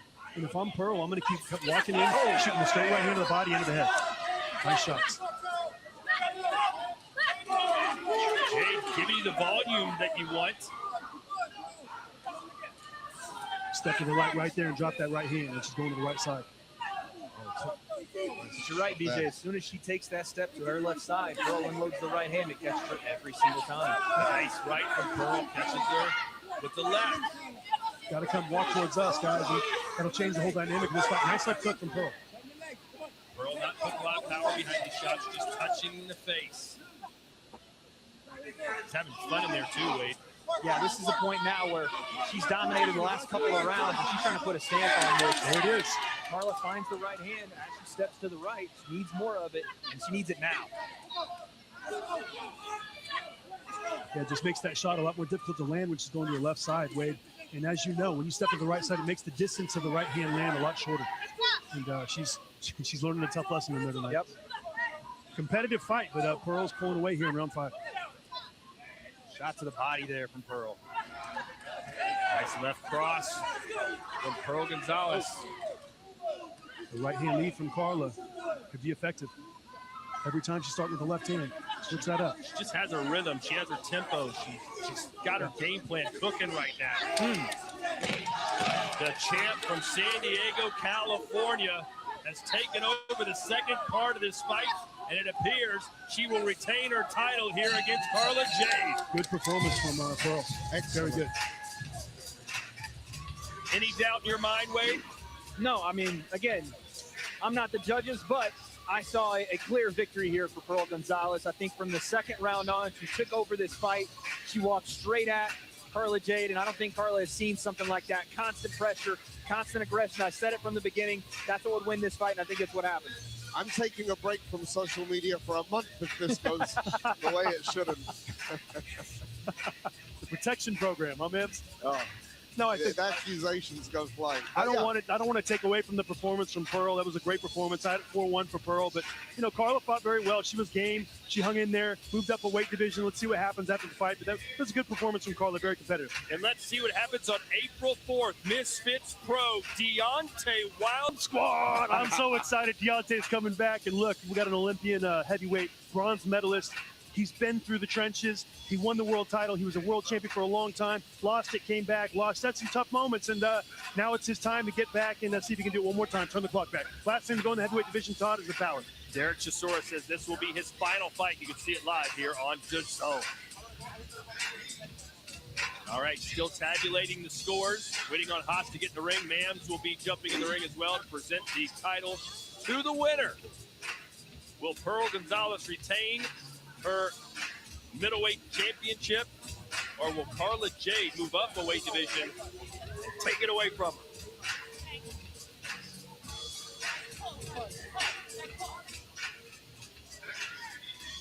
Carla Jade has never been beaten in Misfits. This would be her first defeat, as Pearl Gonzalez already dancing like she's won it. What do you make of that move there, DJ? I like it. You're out there doing a little Snoop Dogg, a little crip walk she's got going on. It's fire. She's a California girl. They know how to do it out there. She's nailing it. And they know how to fight, that's for sure. Yeah, she can throw some hands. They must have lost the calculator ringside because they are still tabulating the numbers. Haas now is in the ring and has the numbers. Here we go.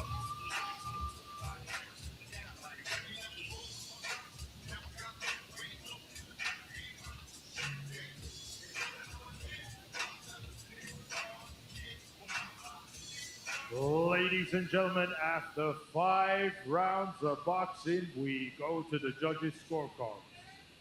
All 3 judges scored about 48-47. And your winner by unanimous decision. And still, the Misfits Boxing Middleweight World Champion, Pearl Gonzalez! It was unanimous, 3 rounds to 2, BJ. They got it right. Yeah, they did. And, as long as the right person won the fight, I don't care what the score totals were exactly, but I think I had it 4-1. You could see how it could have been 3-2 because Carla was the champion in the lower weight division. But great performance from Pearl. Carla's still got a lot of ability, and I'm sure she'll be back and showing good sportsmanship in the middle of the ring. That's what I like to see, and that's why I love the sport of boxing. Mam's looking good on camera. There you go. You can smile, man. Yes, sir. He's been smiling all night after that knockout with Jade, and Jordan Banjo looked pretty good too, Todd. Indeed. Let's hear now from the champ. She's with Vin Davis. Ladies and gentlemen, I'm here with your champion, Pearl Gonzalez. Pearl, in December, you fulfilled the promise to your father to win the world championship. Now you've defended it. Talk to me about the emotions with this moment. Fuck bullying! Fuck bullying! She came in here, she tried to bully me, and I won't take it. Don't let anybody set limitations on you. Fight for your dream, fight for your life. I agree with the message. I apologize for the swearing on DAZN. Talk to me about this fight. Did anything surprise you in there against the lightweight champion? She was tough. I knew she would be. But I had the better game plan. I have the better team. Big shout out to my team, Knockouts Boxing in LA. Manny Robles Jr., Gerardo in my corner. My team back home, 10th Planet, Manny, Uncle Bill. I'm very grateful. My aunt, my family that are with me, all my family back home. Without a team, without people behind you, thank you, Misfits. What an incredible fucking experience. I'm sorry. What an incredible experience this is. I came in here, the B-side, as the champion in her hometown. I am the true Misfits champion, baby. You are starting a legacy now. You're building upon it. Who do you want to see next, Pearl Gonzalez? We'll talk to the team, you know. I want to stay as active as possible, ma'am. If I could please fight in May. I'm not here for a long time. I'm here for a good time. I'd love to stay as active as possible and get right back to it in May at Belfast. I heard the UK has the love of my life here, so I'm waiting for them. Ladies and gentlemen, one more time for your winner, and still, Pearl Gonzalez. There we have it. Pearl Gonzalez retains her middleweight Misfits title with a controlled performance, dominant performance. Won it 3 rounds to 2 there. There's still plenty to come here in Derby. And here it is, the chief support that we've all been waiting for all week. This one has been kicking off between Waleed Sharks and the Argentinian King. Do not miss it. It is up next.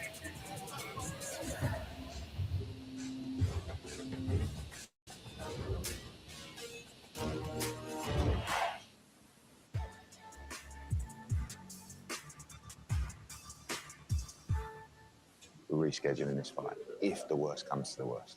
And if we have to wait 2 or 3 months to fight for the WBC World title, listen, we'll take it then. Do you know what I mean? And maybe you're even more ready than you are now. You have my word, whatever happens, we will fight for that WBC World title. Ready to go. He is ready to go, and that's it. That's it. The Phoenix has risen. Oh, big black man. He's up. Oh, that's out of.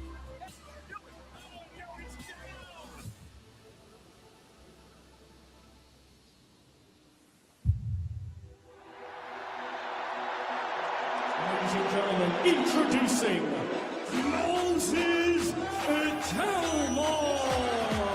If you know anything about this man, you know he is wanting to create history. Oh, what a shot. Look at that. So spiteful. What a combination. The timing, the power. Just incredible. Short, sharp, effective. What a fighter. What a talent. This man is the future. It's mostly Talmor's time. What's next for this emerging superstar in heavyweight boxing?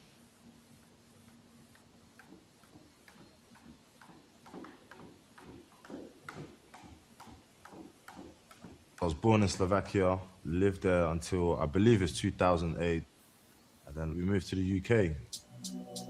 I wouldn't say like it shaped me as a person because I was too young to remember anything, but I feel like it adds a little twist.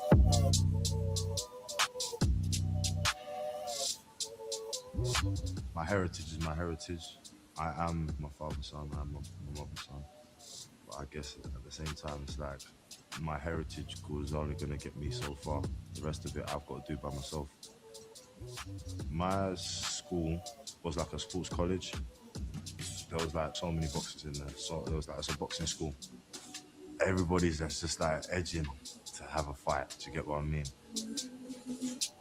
My brother happened to be in the classroom with 2 boxers, and they was just talking back and forth about boxing, and my brother wanted to get into the mix of the conversation. So they said, why don't you join the local boxing gym? So they joined the gym, and then he won his first national title, and he said, why don't you do it as well?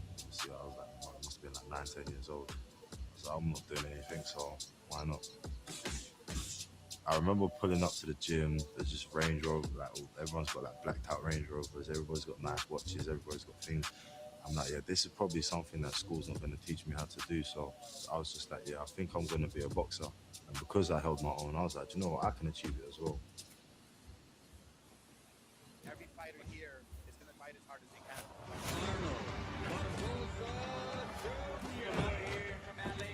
It's a dream come true, and I've been training hard. Like I've been working towards this. I heard not giving it. I'm knocking people out. I'm making people see me.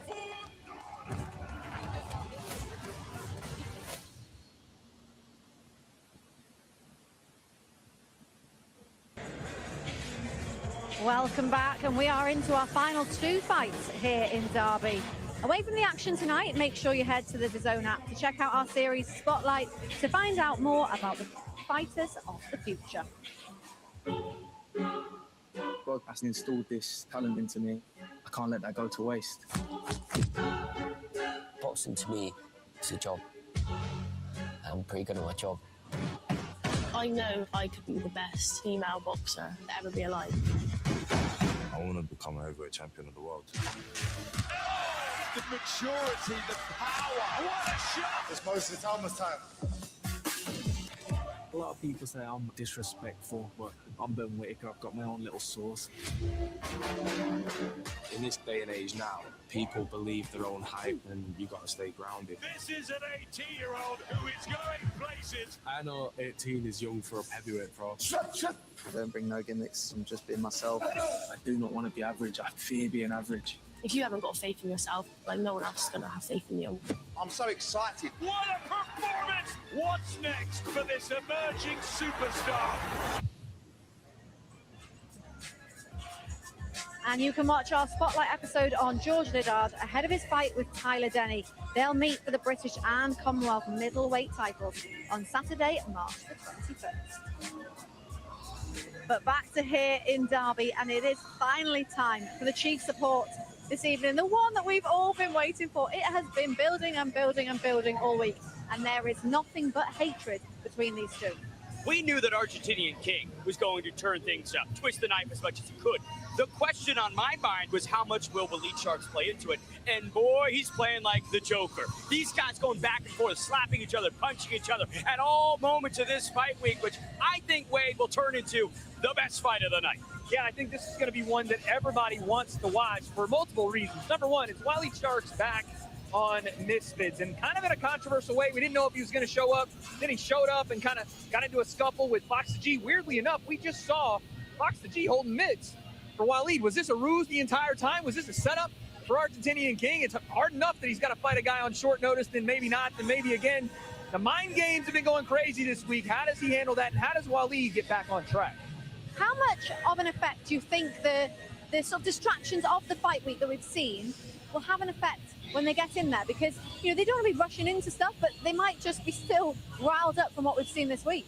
I think that the frustrations and intensity of this fight week might play into Waleed, but it's more of a compounding effect over the last couple of years. He's searching for his first victory since July of 2023. I think that's weighing in his mind more than anything Argentinian King has done this week. It is do or die for one of the founding members of this division. Yeah, I agree. I think this is a must-win for Waleed. But then again, every fight week with Waleed Sharks has been a chaotic one. He almost thrives in the chaos, but you can't just leave it outside of the ring. It can't just be prime bottles being thrown, tables being flipped. You have to deliver inside of the ring. And by the way, what an opportunity for Argentinian King as he now looks to set his sights on Misfits Gold. Not only is he against Waleed Sharks, but Fox the G's in that corner as well. And it is the chief support this evening, so they've been pushed up the card because of their antics. It's worked, but now it is time to get this fight underway. So I'll hand you over to Todd for the tale of the tape. Yes, this is our co-main event of the evening, and it should be a banger. Waleed Sharks has already been in some classics at the age of 21. He's 2 inches taller than the Argentinian King, better known as Facundo Hernandez from Buenos Aires. Bad blood all over this one. Let's see what happens when they lock horns. Here we go, into the ring now, and hot. Ladies and gentlemen, now it's time for our co-main event of the evening. Scheduled for 3-minute rounds in the lightweight division. And now please welcome to the ring, Argentinian King.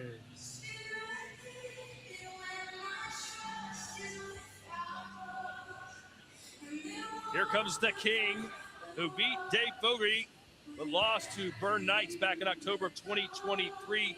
BJ, how would you describe his fighting style? He likes to come forward. He likes to land that big lead left hook to the head and the body. Sometimes he's a little, easy to see when he's coming forward, but he brings with power with the shot, and he's aggressive. Wade, we haven't seen this kind of bad blood from Waleed Sharks since he fought Dean the Great, and that may be the best fight in the history of Misfits. Yeah, Waleed, he operates in the chaos, and honestly, Argentinian King matched that energy all week. He has not backed down. He has not gone away from a lot of the antics that Waleed Sharks is trying to give. You see him there screaming. You can tell this is an emotional one, but will it thrive under emotion or will it break him? Never one to lack confidence. This is the Argentinian king who calls this the most important fight of his life and promises to show the world who I am.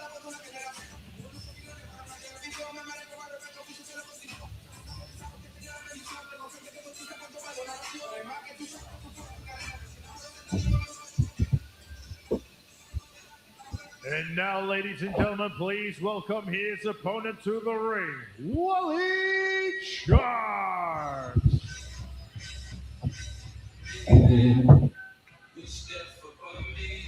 Waleed Sharks, the French Moroccan who currently lives in England, one of Misfits' most active and exciting fighters. I don't know if he's ever been in a boring fight, guys.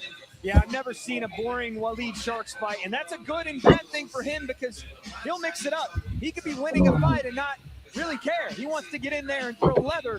It's gone his way sometimes. As of late, it hasn't. And BJ, this is do or die time for Waleed. He needs to, come out and have a good performance, beat a guy like Argentinian King who only has 2 fights. Now, in his last fight against Fox Townley, Waleed came, he was very game. He was too defensive, and he allowed Fox Townley to get off on him, win the decision. He's going to have to start earlier tonight, guys.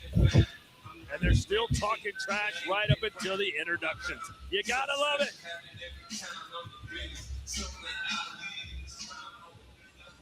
Ladies and gentlemen, this bout scheduled for 4 3-minute rounds in the lightweight division. This bout is brought to you by Misfits Boxing and The Zone, and proudly sponsored by Jewel.com, Prime Hydration, Boosh, and Boohoo Man. This bout is sanctioned by the World Combat Sports Federation. Your timekeeper at the bell, Adam Puttoff, and your 3 judges scoring ringside. From Wales, Mike Hale. From Germany, George Milky. And from the Netherlands, Lassen Oomgaard.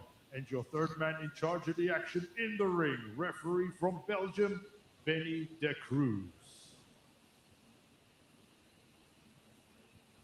And now, ladies and gentlemen, introducing to you first, fighting out of the blue corner. He is wearing the white and blue. His official weight of 134.7 pounds.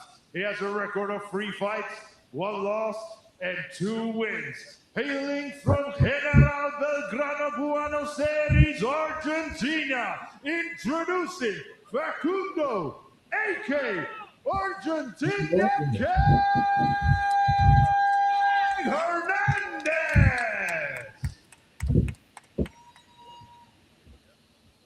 And his opponent across the ring, fighting out of the red corner. He is wearing the black and pink. His official weight of 133.4 pounds. He has a record of 7 fights, 3 losses, 4 wins, and 3 of those wins come in by way of knockout. Hailing from Iraq, fighting out of Dubai, UAE, introducing Waleed Sharks.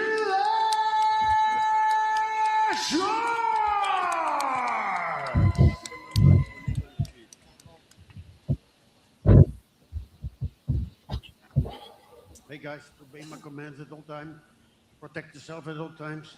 No low bounce and no quick in the head, okay? Touch gloves. Touch gloves. You will be friends, That at least snatch? right now. Okay, referee, got quick reflexes. It's like when I was a kid, my dad would be like, apologize to your brother. Apologize to your brother. Sorry. All right, here we go. A fight that can't not be exciting. That's a double negative. Here we go. Waleed Sharks in the pink and black, Argentinian King in the Argentinian flag colors.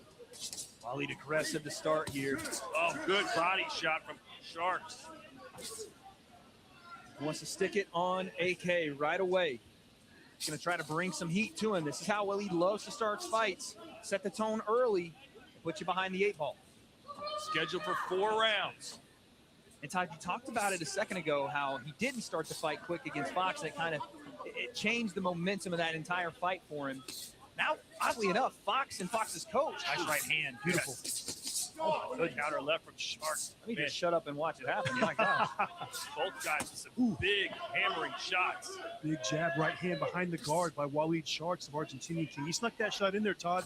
Very good punch placement. And BJ, a lot of Misfits fighters just kind of go in there and wing it. But if you didn't know this was a, quote, Misfits fight, these guys fight like pros. Yeah, they're showing a lot of good tools so far. And you see King look to shoot that full counter off that jab. Low blow right there. That was pretty low. Yeah. The referee didn't say anything about that, but He's looking for that liver. if you're King here, you got to start to taunt him and feint him out of position. You can tell Waleed is set on that back foot to look for the counter shots.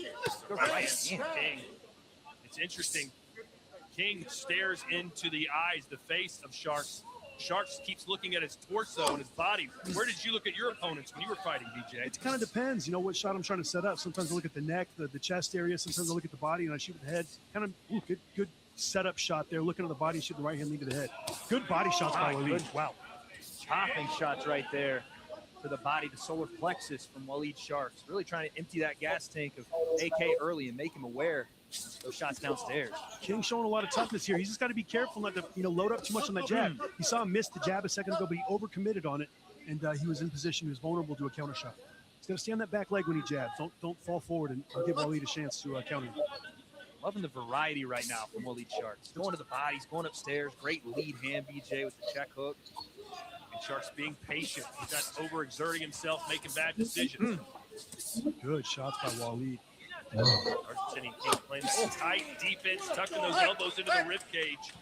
But still, Sharks is finding ways to land. He is. He's outworking him, and I like his punch selection here in round one, Todd. Argentinian King told me in the dressing room, he's like, look, I'm going to box. I'm going to stay long and box and walk him into shots and come on down the stretch. Good shot. Yes. Waleed Sharks having a great round one. And a deep breath there from Hernandez. 10 seconds to go here in round one. A good one for Waleed Sharks. Where has this Waleed Sharks been? He is putting it on AK. Oh, just caught a left hand though to the face.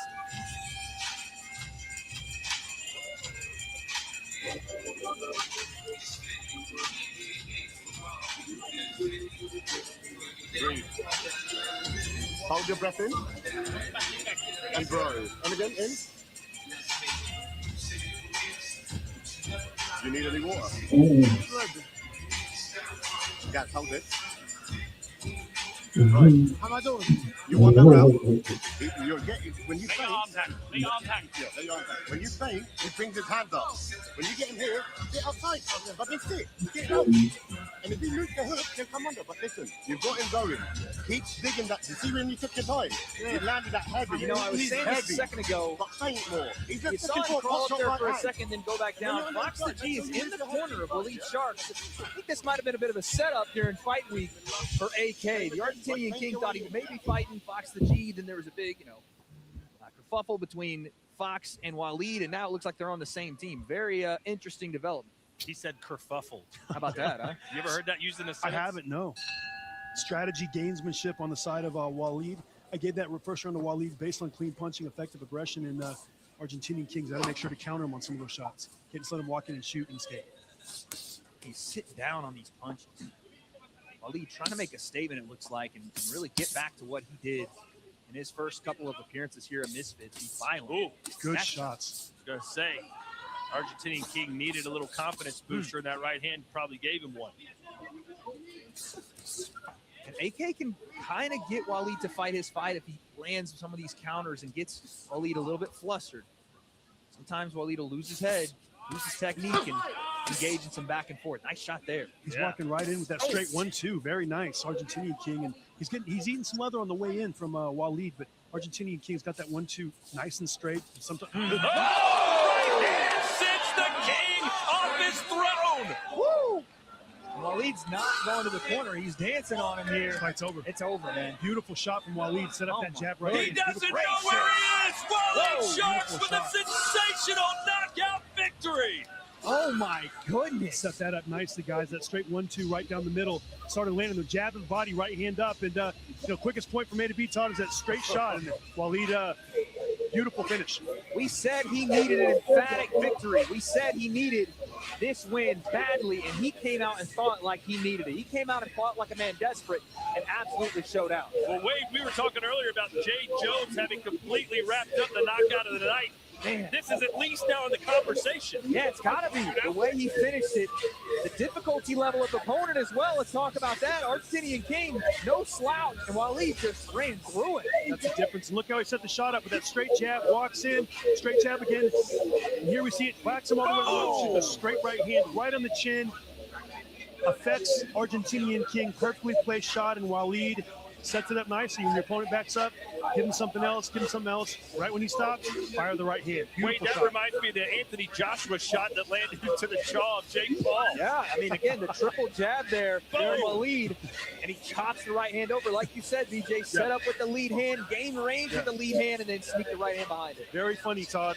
That was nothing like the right hand Jake got. I was trying to go away. What was trying to take away? Let me go back to that. You know, Anthony Joshua did a hell of a job in that fight, but he set it up with a jab to the body and then the right hand up top, and great shot. But Waleed walked him back to the ropes, the double, single, with a single, double, and the triple, lined him up for the right hand. Beautiful shot. Good work. Are you going to meet me outside after that comment? BJ, you took that way too personal. It's all love, Todd. All right. It's all love. It hurt me though. Yes, it did. Let's not take anything away from Waleed's performance. What a Came out, win. had a strong first round, attacked the body, great punch selection, and King came to play today. Like, he was punching. I liked a lot of the stuff that I saw, and Waleed caught him with a great shot. Well, ladies and gentlemen, we got a St. Patrick's Day weekend war. Jaza Dickens and Anthony Kakache, they head to Dublin for a super featherweight world title fight live from the Emerald Isle next Saturday, live and exclusive on DAZN. I'm a big fan of Anthony Kakache. Can't wait for that fight. Good to see these guys hugging it out, showing some respect, because it was real nasty this week. Yeah, it was personal, and sometimes you just need to get in there and settle it. And these two guys just did.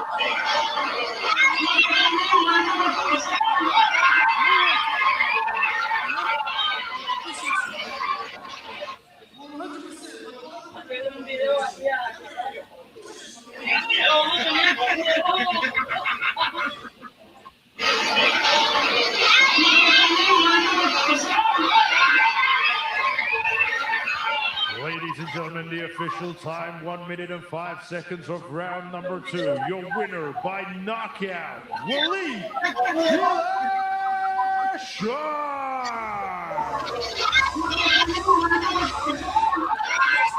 A decisive win for Waleed Sharks. A KO victory, second round, right hand jawbreaker shot. And of course he's going to keep talking. Put a mic in his face, Ben. Let's hear from him. Ladies and gentlemen, I'm here with your winner, Waleed Sharks. Waleed, you snatched his soul, sent him to the stratosphere. Detail this knockout victory for me. Man, I wanted to get him out the first round, not gonna lie. I did exactly what we were working on in the corner. I want to make a shout out to Coach Thor, to Fox, everybody in my corner that took on a 1 week notice because I had nobody in my corner.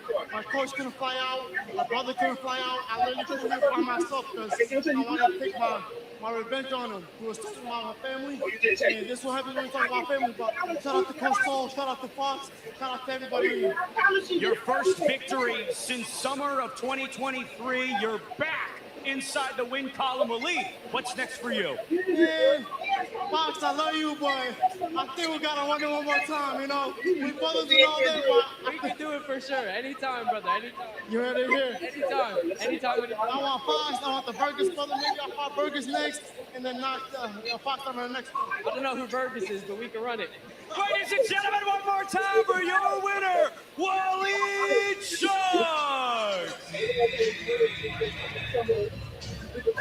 There we have it. That rivalry is settled and in quite a fashion there by Waleed Sharks. Yeah, I mean, a big-time performance for Waleed. He was desperate for a victory, and he fought like it. He came out like a man possessed. He said, listen, you don't talk about family or that's what happens. And we've known Waleed to be a guy that fights with his emotions on his sleeve. Tonight, it proved to be a benefit for him because not only was it emotion, it was technique, it was skill, and it was violence from the first round. He was locked in to a different degree. And he called for Fox the G. He just had that fight, potentially a rematch there. He called for a Vargas brother in Amado, who just beat Dean the Great just a couple of months ago. I'll be honest, Elite Sharks, Dean the Great, rematch. Kind of sounds nice to me. You know, Dean coming off the loss, Waleed coming off the win. I would love to see those two go back at it again, but maybe again, Carl Vargas is there or Fox the G. Waleed now has options when you deliver like that. Well, let's see how this fight went down. Let's take a little relook at what actually happened. I mean, both guys came out ready to fight. It wasn't like AK came out scared or not ready for the action. It was just Waleed with a triple jab to set up that right hand. It's so important. And I've been saying it. I've been screaming it from the heavens for Misfits fighters. Use your lead hand. It will protect you. It will get you to where you want to go because the right hand can knock a guy out with the jab and take you around the world. And Waleed used both in a vicious, absolutely brutal knockout. Yeah, an unbelievable right hand there from Waleed. And we thought we'd seen the knockout of the night from J. Joe, but maybe not. I got to be honest. I mean, you know what? There is a little bit to be said for the level of opponent, right? We saw Egypt in her first fight tonight. She was not prepared for a two-time Olympic gold medalist, and that was a complete mismatch, if I'll be honest. This was more of an even fight. I mean, that's our co-main event. AK has stepped in there. He's beat other fighters, and he's never been knocked out like that. So maybe Man's got a little bit of discussion he needs to have. Yeah, he's got a bit of thinking to do, but that was the chief support, so that means that our main event is up next. We've been waiting for it. Gabe Rosado has been in the ring with some of boxing's biggest names. A true test for any professional fighter. And tonight he takes on the hometown hero, Ty Mitchell. Can he prove himself as a bona fide boxer here in his hometown? Or will he be found wanting in the face of his toughest opponent yet? Campbell's here. Was the show in style.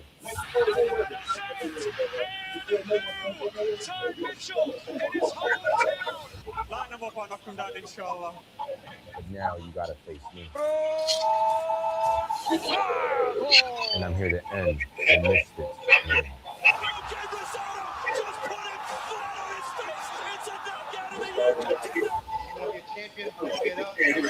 This is my city. Get ready. For war.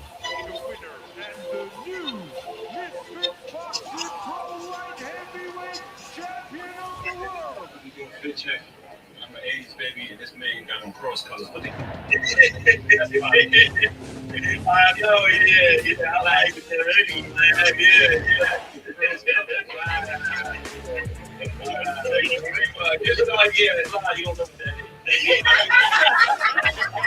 Out of the ring, but you wouldn't want to be him on a street corner with you. Big shot from Memphis.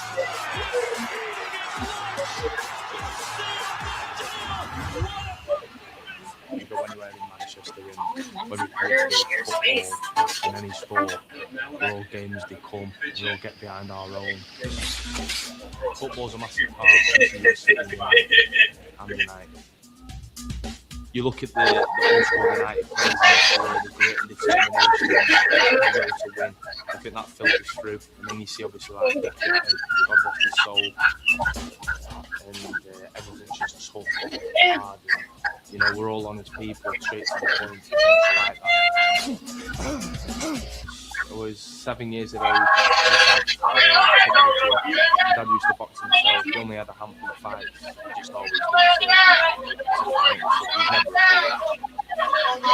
I walked through the doors, I knew most got lads in there. And I was straight in that big class. So I was involved 18 years old.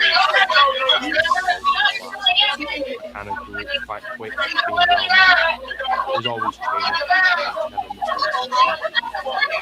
missed make that proud and carry on with the family tradition. When I was a kid, I just loved Ricky Hatton. My dad knew him, he used to come back to the house and stuff, and I'd say hello to him and that. And they would get his fights, and all that, and he used to get, get upset when he got beat. He was just one of us. The same with Tyson Fury as well. He was genuine. I was always just attached to that. They can do it like that. I had my first fight when I was 11. I was a very nervous kid in terms of the pressure, and I remember crying in the car all the time, saying and all that. You know you love it. Just get in there and do it. I was really good in the gym, sparring and stuff, and that's why I believed in me so much. And then when I hit senior then, and head guards off, you obviously becoming a man. That's when it all started to change. I ended up winning the British title, GB, boxing internationally. The amateur role for me, that was definitely what made me the way I am today.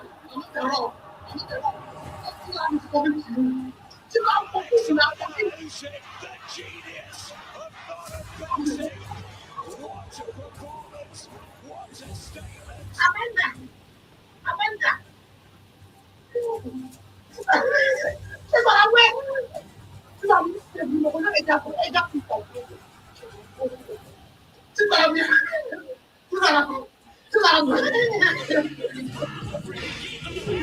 It's almost time for our light heavyweight main event here in Derby. But remember, this is just one of over 185 fight nights this year, live on The Zone. And we have even more great nights coming your way soon. The heavyweights are back, and in a big way. Starting March the 28th, Moses Atama faces his toughest test when he faces Jermaine Franklin. Can Moses be the first to stop the American, or will Franklin derail the journey of Britain's heavyweight phenomenon? Saturday, April the 4th, Derek Chisora welcomes Deontay Wilder to London for a combined 100th professional fight. May the 9th, Fabio Wardley makes his first defence of his WBO World Heavyweight title against former IBF champion in Daniel Dubois. And May the 23rd, in the shadow of the Pyramids of Giza, Alexander Usyk defends his WBC Heavyweight title against kickboxing champion Rico Vancouver.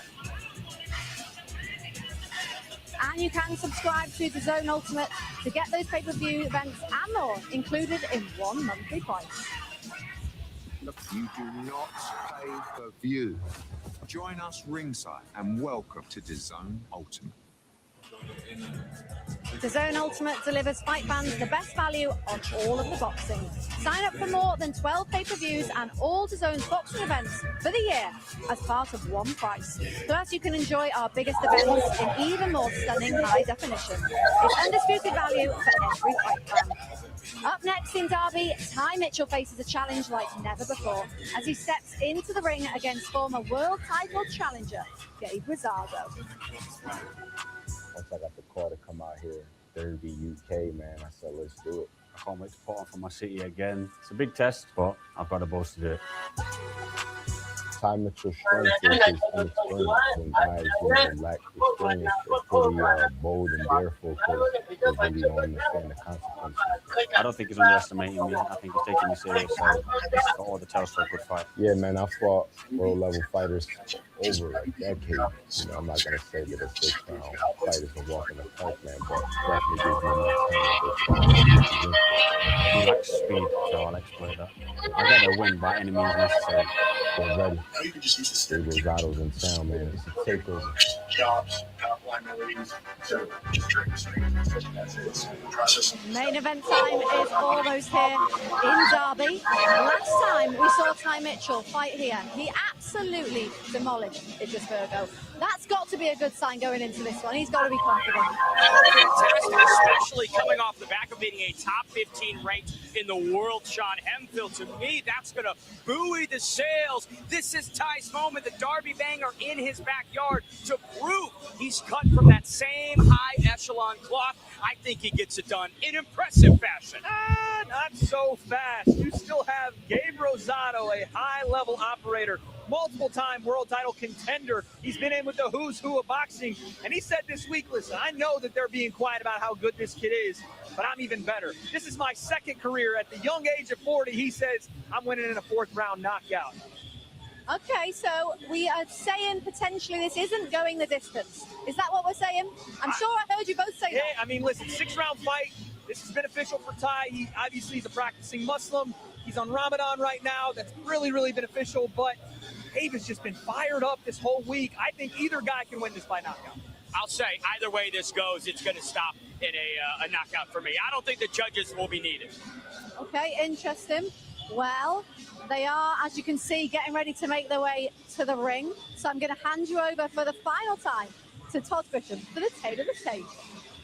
It's a lot of pressure on me, Ali. The final time I better deliver, but it's going to be hard to miss with this main event. Should be a really good one. Ty Mitchell, the local lad, 6-2 with 4 KOs. But look at Gabe Rosado's experience. 28 wins, 18 defeats, 1 draw, 16 come by way of knockout. Is Ty Mitchell ready to step up in class and square off against a former legitimate world title challenger? We're about to find out. It's our main event. And here's Haas. Ladies and gentlemen, now it's time for our main event of the evening. Scheduled 6 3-minute rounds for the Misfits Boxing Light Heavyweight World Championship. And now, ladies and gentlemen, let's please welcome the challenger to the ring, Gabriel Rosado. This guy's been in there with a who's who in the middleweight, super middleweight divisions in boxing, even welterweight, Triple G, Daniel Jacobs, Jaime Munguia, Veximir Melakuziev. How would you describe Gabe Rosado as a fighter? He's an old school Philly type of fighter. Back in the olden days in Philadelphia, they didn't pick opponents, they fought everybody, and that's exactly how Gabe Rosado came up. He walked through anybody and everybody they asked him to. He didn't win all his fights early on top, but he learned a lot, and at about 15 to 20 fights, he started separating himself from that other level. He's went on to have a very good career, very, very dangerous fight for Ty Mitchell.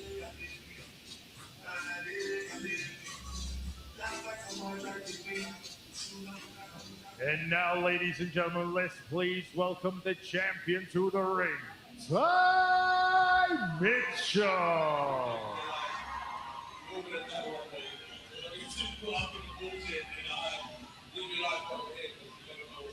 Ty Mitchell, the local lad, ready to try and get the job done. Wade, this is by far the biggest fight of his life. What do you think's flowing through his veins right now? Ty Mitchell is a confident operator. He doesn't feel like any fight is bigger than him, and this moment is his. He's in his hometown to prove he is the true light heavyweight champion of Misfits. I think right now the only thing on his mind is win and do it spectacularly. You know, he knows he's got a really tough test tonight in front of him with Gabe Rosado.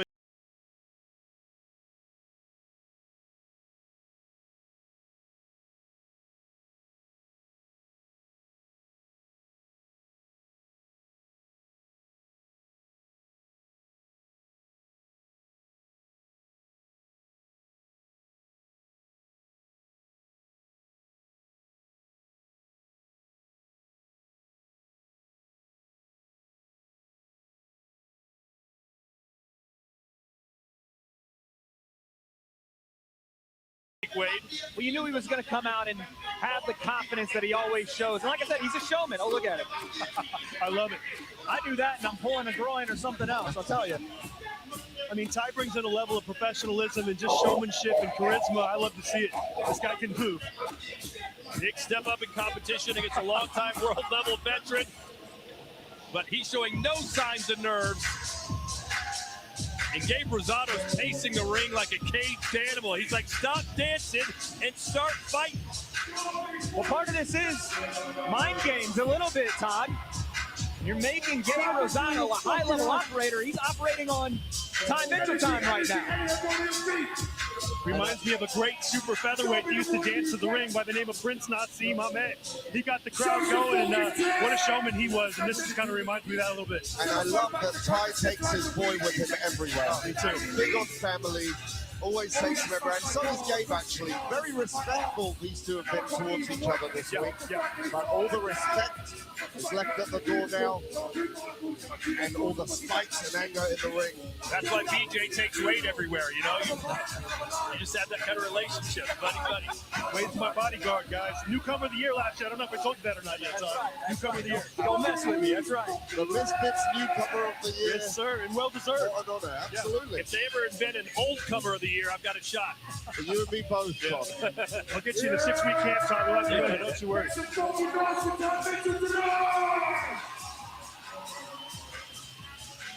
Show your fucking wall! Show your fucking shit!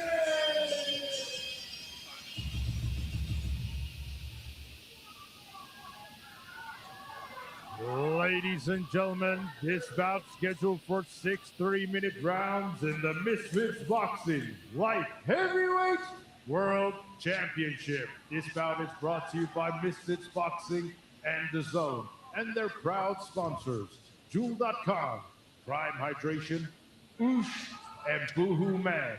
This bout is sanctioned by the World Combat Sports Federation. Your timekeeper at the bell, Adam Putta.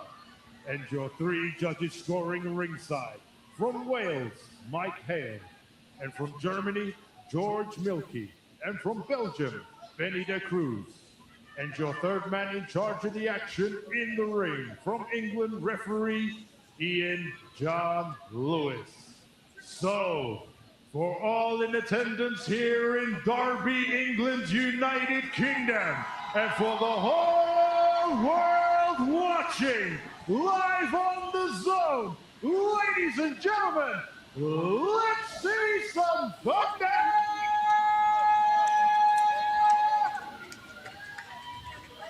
Introducing to you first, the challenger fighting out of the blue corner. He is wearing the red and gold. His official weight of 172.4 pounds. And tonight, he's making his Misfits boxing debut. Hailing from Philadelphia, fighting out of Los Angeles, California, USA. Introducing King Gabriel Rosado!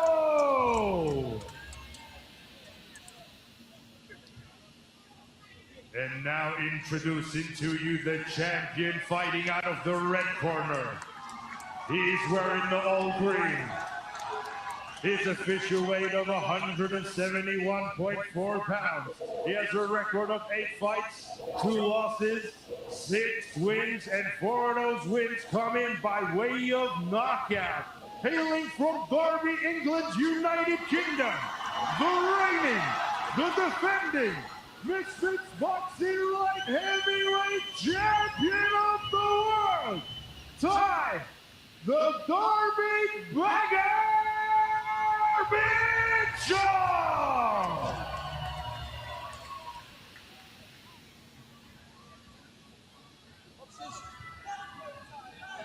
Boxers, I'm the referee. I spoke to you both in the dressing room. I obey my command at all times. You both know the rules. Watch your heads, kick them punches up. And I shout, break clean, and remember, defend yourselves at all times. Touch them up. Well, allow me to steal Ty Mitchell's nickname for my commentary here, but we're all expecting this to be a Derby banger in our main event. There he is, Ty Mitchell, the reigning light heavyweight champion, Misfits Pro title belt, taking on Gabe Rosado, making the switch to Misfits. Here we go, ladies and gentlemen, 6 rounds from the United Kingdom. I think we're going to learn very quickly if Ty Mitchell is on this level, and I think the answer, even 12 seconds in, is absolutely. He's sharp, Wade, and I was very impressed what I saw with him against Sean Hemphill in Manchester in August, and he showed a lot of poise. He had some tough, difficult moments later in the rounds, and he bit down on the gum shield and got through it, but very early on, he was very sharp. I've said it before, his record does not represent his talent. You could probably say the same thing for Gabe Rosado. You look at a pro fighter with 17 losses, you're like, man, I can beat this guy. But trust me, if you do it, you got to go through hell. Yeah, Gabe's been around a long time. He's had to, take his licks and, learn the hard way. And sometimes, through the fire and through all the cuts and everything like that, the purest diamond is formed. And Gabe's done a good job of, going into later in his boxing career, still challenging for big fights. And this is a big moment for Ty Mitchell and Gabe. Gabe told me yesterday he expected Ty Mitchell to come out strong, but he said by round 4, I will knock him out.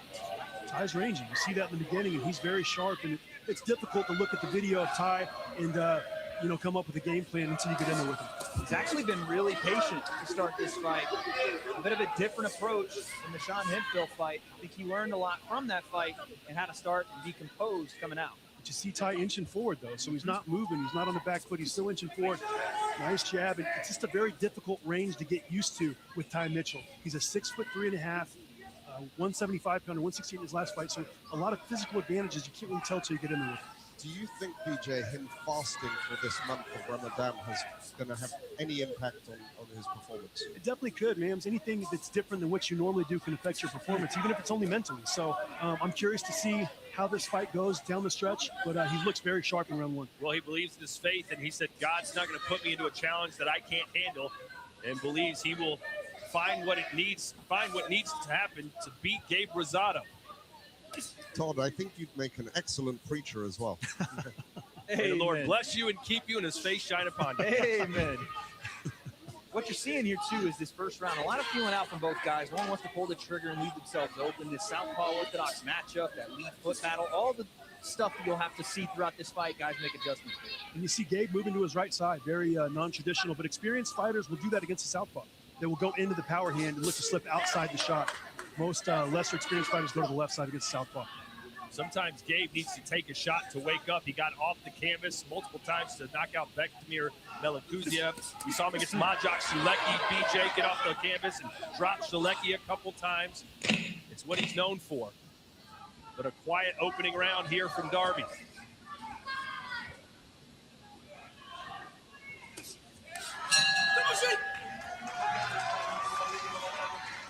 Over the top. Start point. I know. Hold it. And then you're being raised. And the shot's there. Watch our bow when I block it. Block it. It's not back at Keep touching. And in the corner, you got Ty Mitchell's corner trainer, head trainer, father Clifton Mitchell, telling him, look, I want you to stay right there, slip on the outside. Ty looked right at him and said, he can't punch. And that might have been the story of round one. I had Ty winning 10-9. Not the most action-packed first round, but he jumped in and out of range nicely and had better shots. And do you think it's a wise idea to be feeling each other out in a 6-round fight on the first round and be less aggressive? Of course, these are very high-level guys. Gabe's been in there with the best, and Ty is fighting and behaving like one of the best, through the first round, 2 rounds here, and he's got to, due diligence to fill out the man. Well, conventional wisdom would say that Gabe will come on stronger as the fight progresses. So if you're a Ty Mitchell fan, you want him to try and rack up some of these early rounds. And I've heard a lot of fighters say that Gabe Rosado can't punch. It's so interesting that was what Ty immediately felt. And that first big left hand, back Gabe up. And I see Ty, kind of stalking his prey here, walking forward. He's looking to land the big shots. He's not intimidated. And, this is a step up in fight for Gabe as far as weight. So does Gabe carry the power at 175? Good point. And, man, you asked the question about was it wise. We're seeing it right now. Oh, yeah. Look at Ty Mitchell. He's got those heavy hands. Gabe tried to come in a little square, and Ty got him to check right hook on the top of the head and affected Gabe. How about that parrying the jab, Ty? Come on. We know that Gabe's got that powerful overhand right, the one that he slept Bektemir Melikuziev with. Might be setting that up as Ty becomes a little more confident and a little more aggressive. So rangy. It's so tough to get to him. He can still sting you with his backhand, with his lead hand. You take into consideration he's a 6'3.5" southpaw. Very rangy. He uses his feet very well, Wade. He slides in and out of range. Very effective in an assortment of shots. He's got the southpaw, the lead hand over the lead hand of Gabe. It makes it difficult for Gabe to do anything when he's in that position. Show you different looks. Right now he goes to the shell. Yeah. He'll put that lead hand out there.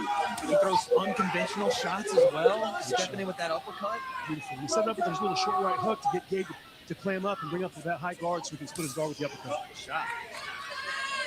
Laughing it off is Ty Mitchell. He said, hit me on the arm. But you said it earlier, Ty. Sometimes Gabe needs to be woken up. And in this round, if that's what he needed, he got a lot of it. Yep. BJ, we mentioned off the top of the broadcast, is originally scheduled for 8 rounds. It's now 6. Who does that favor? I think it favors Ty because you can see him getting off to the faster start, establishing himself in 2 rounds. After this round, if it kind of keeps going how it's going, Gabe's going to have to win 4 rounds in a row to win this fight or get some knockdowns and do some damage. So in a 6-round fight, you cannot let the other guy win the first 2 rounds. Hands completely down. Yeah, and Gabe's just holding that right hand cocked and locked, loaded, but he hasn't really let it fly. He's missing it when he has. That's why he's shooting the body, a veteran move. But when he shoots it to the head, Ty's slipping back, and he's banking and paying. Oh, now he's talking trash to Gabe Rosado. uber confidence from Ty Mitchell. Very impressive. I really think he's better suited at this weight as well, BJ. Yeah, he might be. And, he came in at 172, 3 more pounds. And the strength and conditioning work he said he's done so far, Mams, is showing in round 2. He's still fresh. He's dancing after the round.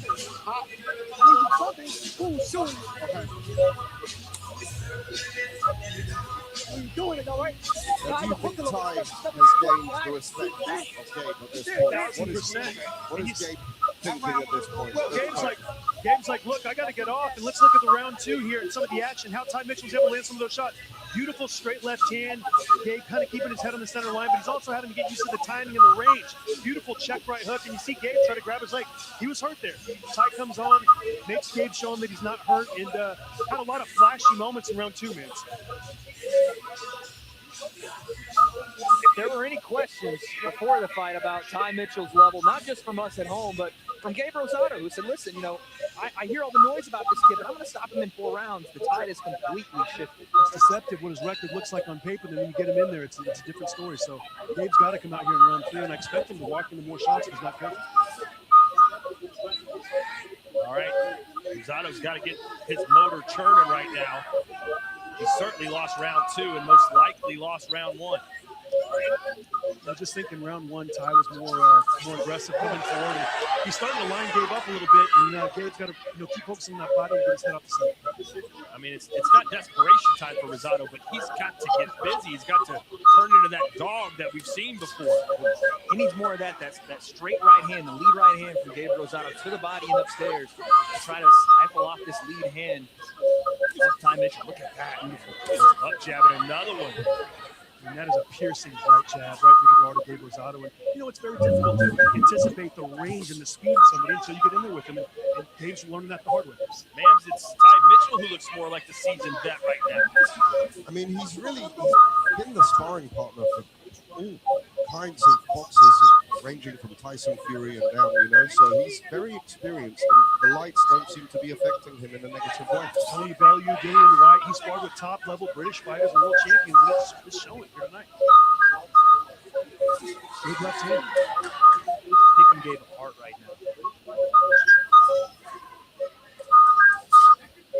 Gabe's just having troubles with the southpaw stance and the range of Ty Mitchell, as will many fighters in the 175-pound division all over the world. Now, if you were in the corner, what would you be advising Gabe, BJ? I'm going to say, look, we're 3 rounds into the fight now. I need you to start to jab the body, bring the right hand up, and shoot the jab, and then the hook right hand to the body. Get your head up at center level because he's lining him up.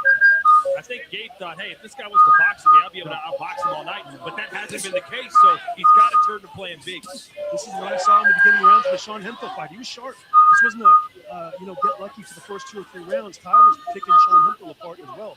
He just faded down the stretch, so it looks like so quick, man. He is so quick.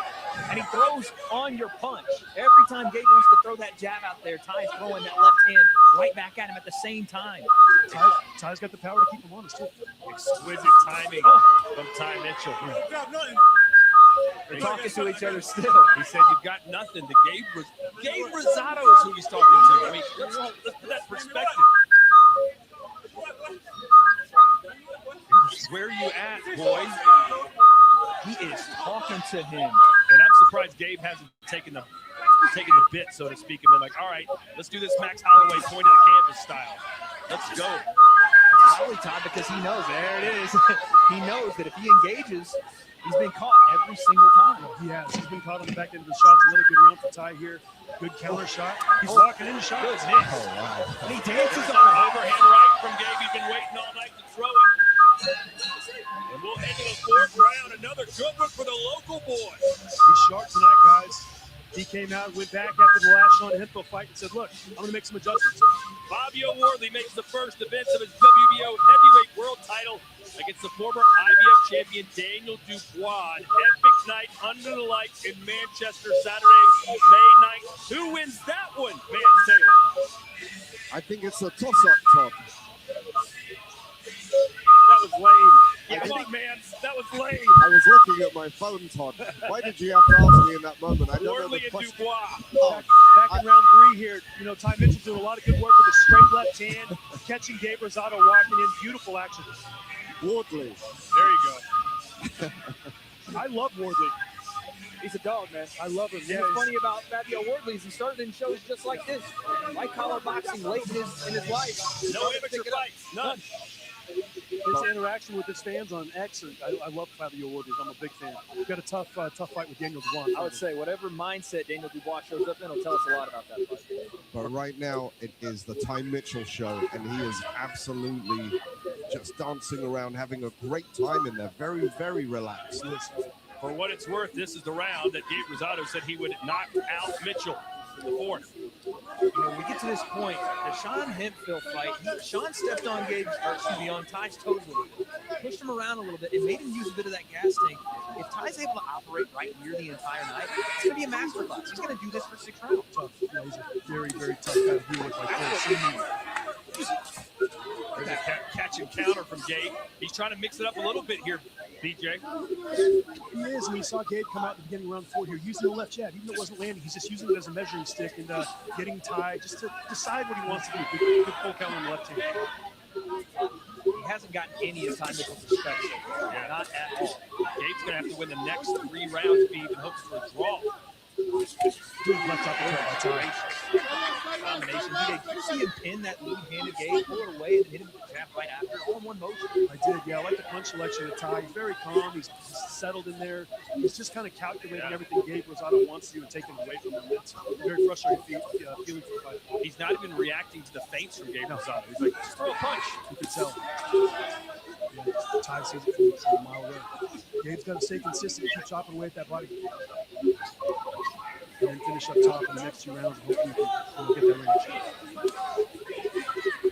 He's really struggling to find Ty. I mean, these are kind of throwaway shots to the body, right? Just to say I'm touching him. No real menace behind these punches from Gabe. Who's inching forward? Who's walking forward? Who's trying to get advantage here? You can tell by the body language of both guys which guy is actually trying to land the end of the shot. Ty wants to let that counter left hand go so bad. We've seen that straight right hand to the body 3 separate times now from Rosado. Look for that left hand over the top. Good jab to the head by Gabe. Squatted down, shot a good left jab up top, and got Ty's attention. Gabe needs to turn this into a brawl, I think. Twitchy Ty is, though, at 175. It's crazy. I mean, it's tough to get an athlete 6'3.5" that twitchy. Great reflexes, good body shot. Yeah, and that hurt Gabe. Good body shot. That hurt him. Oh my goodness. He starts that attack from one corner, takes 2 steps, and he's across the ring with the left hand. I'm telling you, he's a very twitchy guy. He's a special, weird kind of athlete. He's got power, he's got range. Big left hand again. Like you think you're out of the way of that. Gabe thinks, okay, I can be hit here. I'm good. And he just catches one anyway. Ty dropped down like he's going to shoot the body and hooked it around the top. Very good shot. 4-0 on my card, guys. Another left lands. Oh, goodness. He's trying to get him out of here. Yeah, Ty Mitchell looking for the knockout here in front of his hometown crowd, and he might get it. Wow.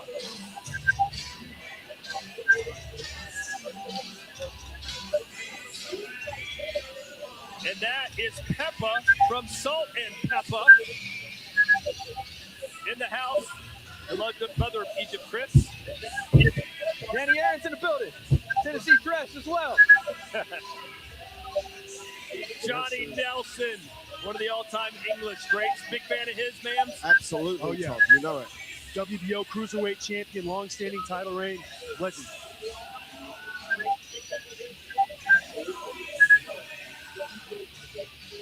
Elliot Anderson, the brother of Will. Had to enjoy his brother's win earlier tonight. Very impressive victory for him. They've all been impressive, the been a great victors card. of these fights. Yeah. And Ty just, I think he surpassed all our expectations. Fighter of the night. I didn't want to be disrespectful in saying this, but Ty Mitchell's making this look easy. Yeah. Like I said to Mams, I mean, if I said who's the seasoned professional boxer in here and you didn't know the difference, you'd say it's got to be Ty Mitchell. Walking into that left hand. He's been shooting the straight left. Now he's trying to get close and bring it behind the guard. And Gabe showed good defense there. Ty's still trying to set it up. You see him inching forward. He wants that shot. He is going deep right now.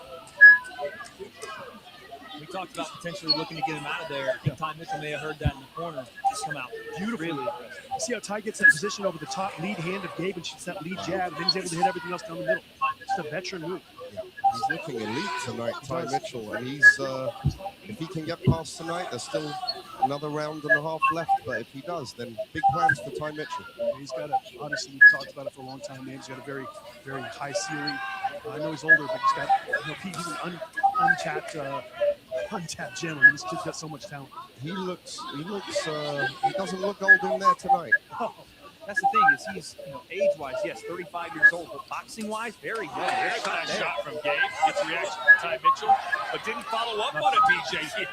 He doesn't want to walk into a counter shot, Todd. Well, he's got to take the risk. With all due respect, if he wants to win.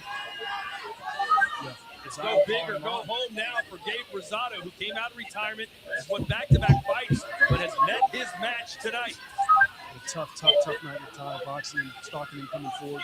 And just really, Gabe doesn't really have any advantages. Physical, punching power, speed. He's got to punch with Ty when Ty punches. That's his only way, because he's not going to outbox him the next time. Yeah, look at Ty Mitchell pulling a Tyson Fury. Hands behind his back. Not there, the body from David. You're right, BJ. Every time he's been successful with punching, as Ty punches, see how, him in the middle. See how Ty comes over the top. He gets his lead hand in position. My goodness. Ty Mitchell looking for a knockout here in round 5. He's got the Puerto Ricans by the begin the round. That's still Gabe Rosado. He's tough as nails. Yes. Always have a chin, Gabe. What a shot by Ty Mitchell, the way he set it up, that beautiful left hand. He waited for Gabe to shoot a jab, and he slipped inside, loaded up on the left hand. Beautiful shot, and Gabe just shows a chin of iron and championship level experience. Ty has been throwing that left hand around the guard consistently, almost rolling Rosado to sleep with it, and then it's short one right down the middle, stuck him on the chin. A lot of toughness. Gabe Rosado showing that he's getting outclassed, man. Gabe thought this was going to be a rather easy night of work for him. Said, Ty Mitchell will start fast, but he'll slow down and I'll take over and knock him out. He hasn't won a round yet, man. Has he won an exchange? I don't think he's won an exchange. He landed a short right hand at the beginning of this round, and that was about it. And another there, but Ty having fun with him. This is dominance right now. Wow.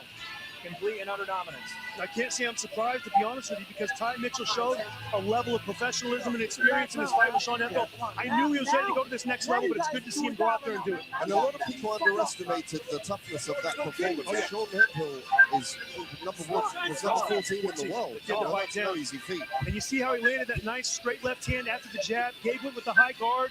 Ty Mitchell brought the straight left hand right down the middle, affected him with the shot, and then just put more pressure on him and made Gabe show him that he was okay to continue. Beautiful performance from Ty Mitchell so far. Just relentless. Get a little wide there, but I'd like to see him keep it a little tighter. But well, I think he's thinking he can afford to be a bit more reckless, which could give Gabe an opportunity for an opening. If so far, no, man. No, I mean, it's a shutout, and Ty Mitchell's looked spectacular. And that's no. You're going into. Sorry, DJ. You're going into the 6th. What do you tell Gabe if you're his coach right now in that corner? You got to go for broke here. You got to start at the body and finish up top. Start at the body and finish up top.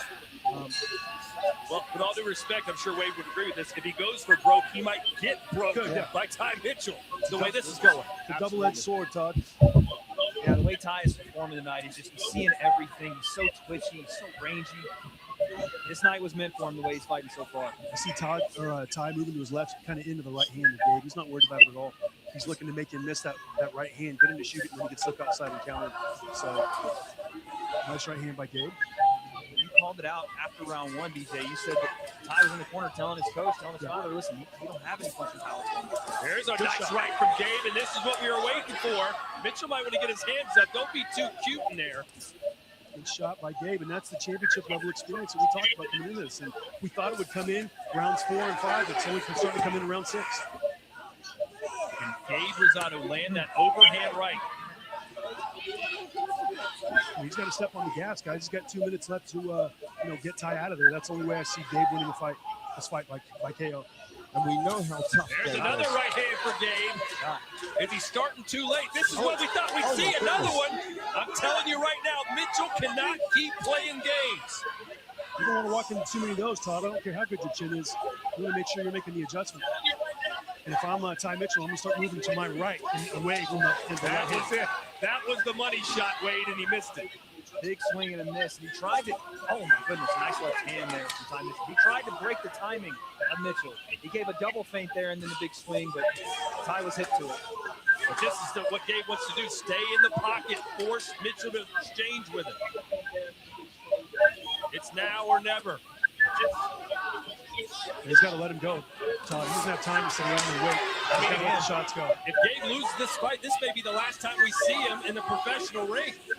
I mean, what a dog warrior he is. His courage, incredible amount of courage and toughness, but just got a late start tonight. Look, we all know what he's capable of, Gabe, but I think Ty Mitchell is just a nightmare of an opponent for him. It's a tough matchup, like you said, BJ, over and over. Range, 6'3", he's bouncy. He's in and out of range, and then he stings you on top of that. So he'll box with you and then hit you with something that leaves the lights out. And he took a couple right hands in the beginning of this round, but he's still, boxing sharp and, give Gabe this round potentially, but, Ty's still boxing. Nice short left hand. Yeah, Gabe's probably thinking, man, I wish this was a 12 or 10 rounder. I'd get him. But he's got 25 seconds to go here. Nice left from Ty. Gabe answers back. He needs to find a minor miracle here. Can the Philadelphia fighters dig deep and catch him with a right hand? The clock is counting down. Ty just tries to throw a right hand behind his back. Good performance from Ty Mitchell over 6 rounds. Very sharp tonight.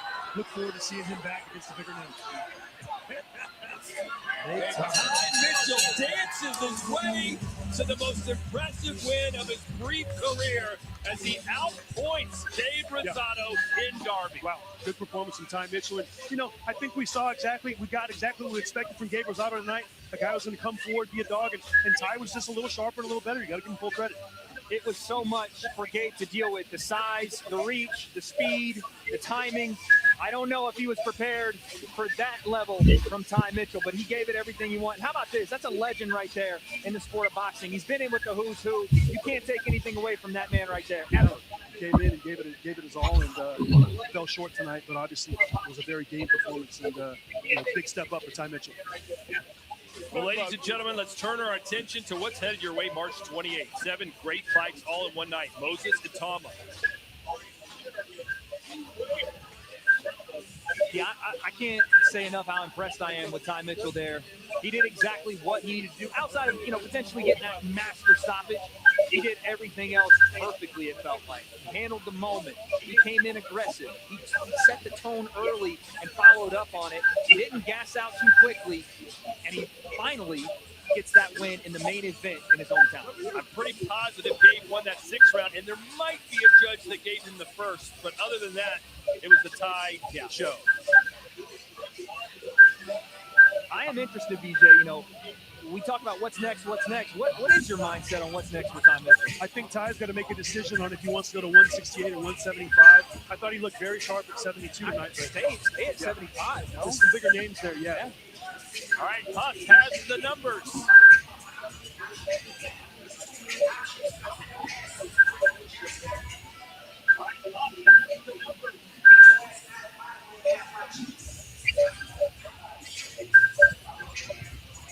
Ladies and gentlemen, after 6 rounds of boxing, we go to the judges' scorecard. All 3 judges scored about 59 to 55. And your winner by unanimous decision. And still, the Misfits Boxing Light Heavyweight Champion of the World, Ty the Derby Bagger